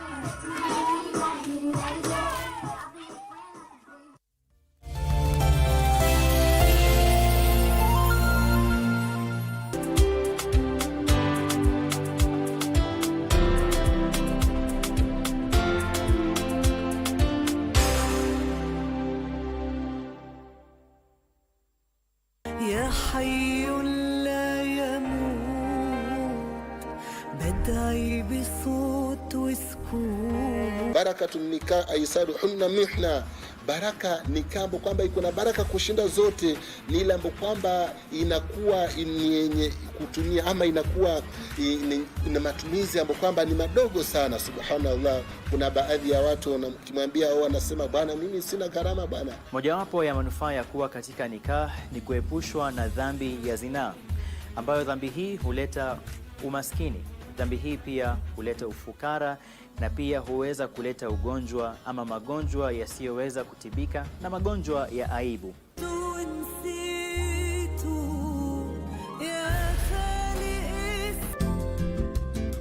They wake up the city before the sun. They sent the stars away for us. Your husband seems to be worried. Do you want to take that call? On how to be responsible as a man. You should respect girls and not take advantage of them. If they aren't willing, you can't force them. It should be you who's shameful. I didn't agree to go for dinner. The last guy you set me up with, he asked me for a selfie without makeup as soon as we added each other.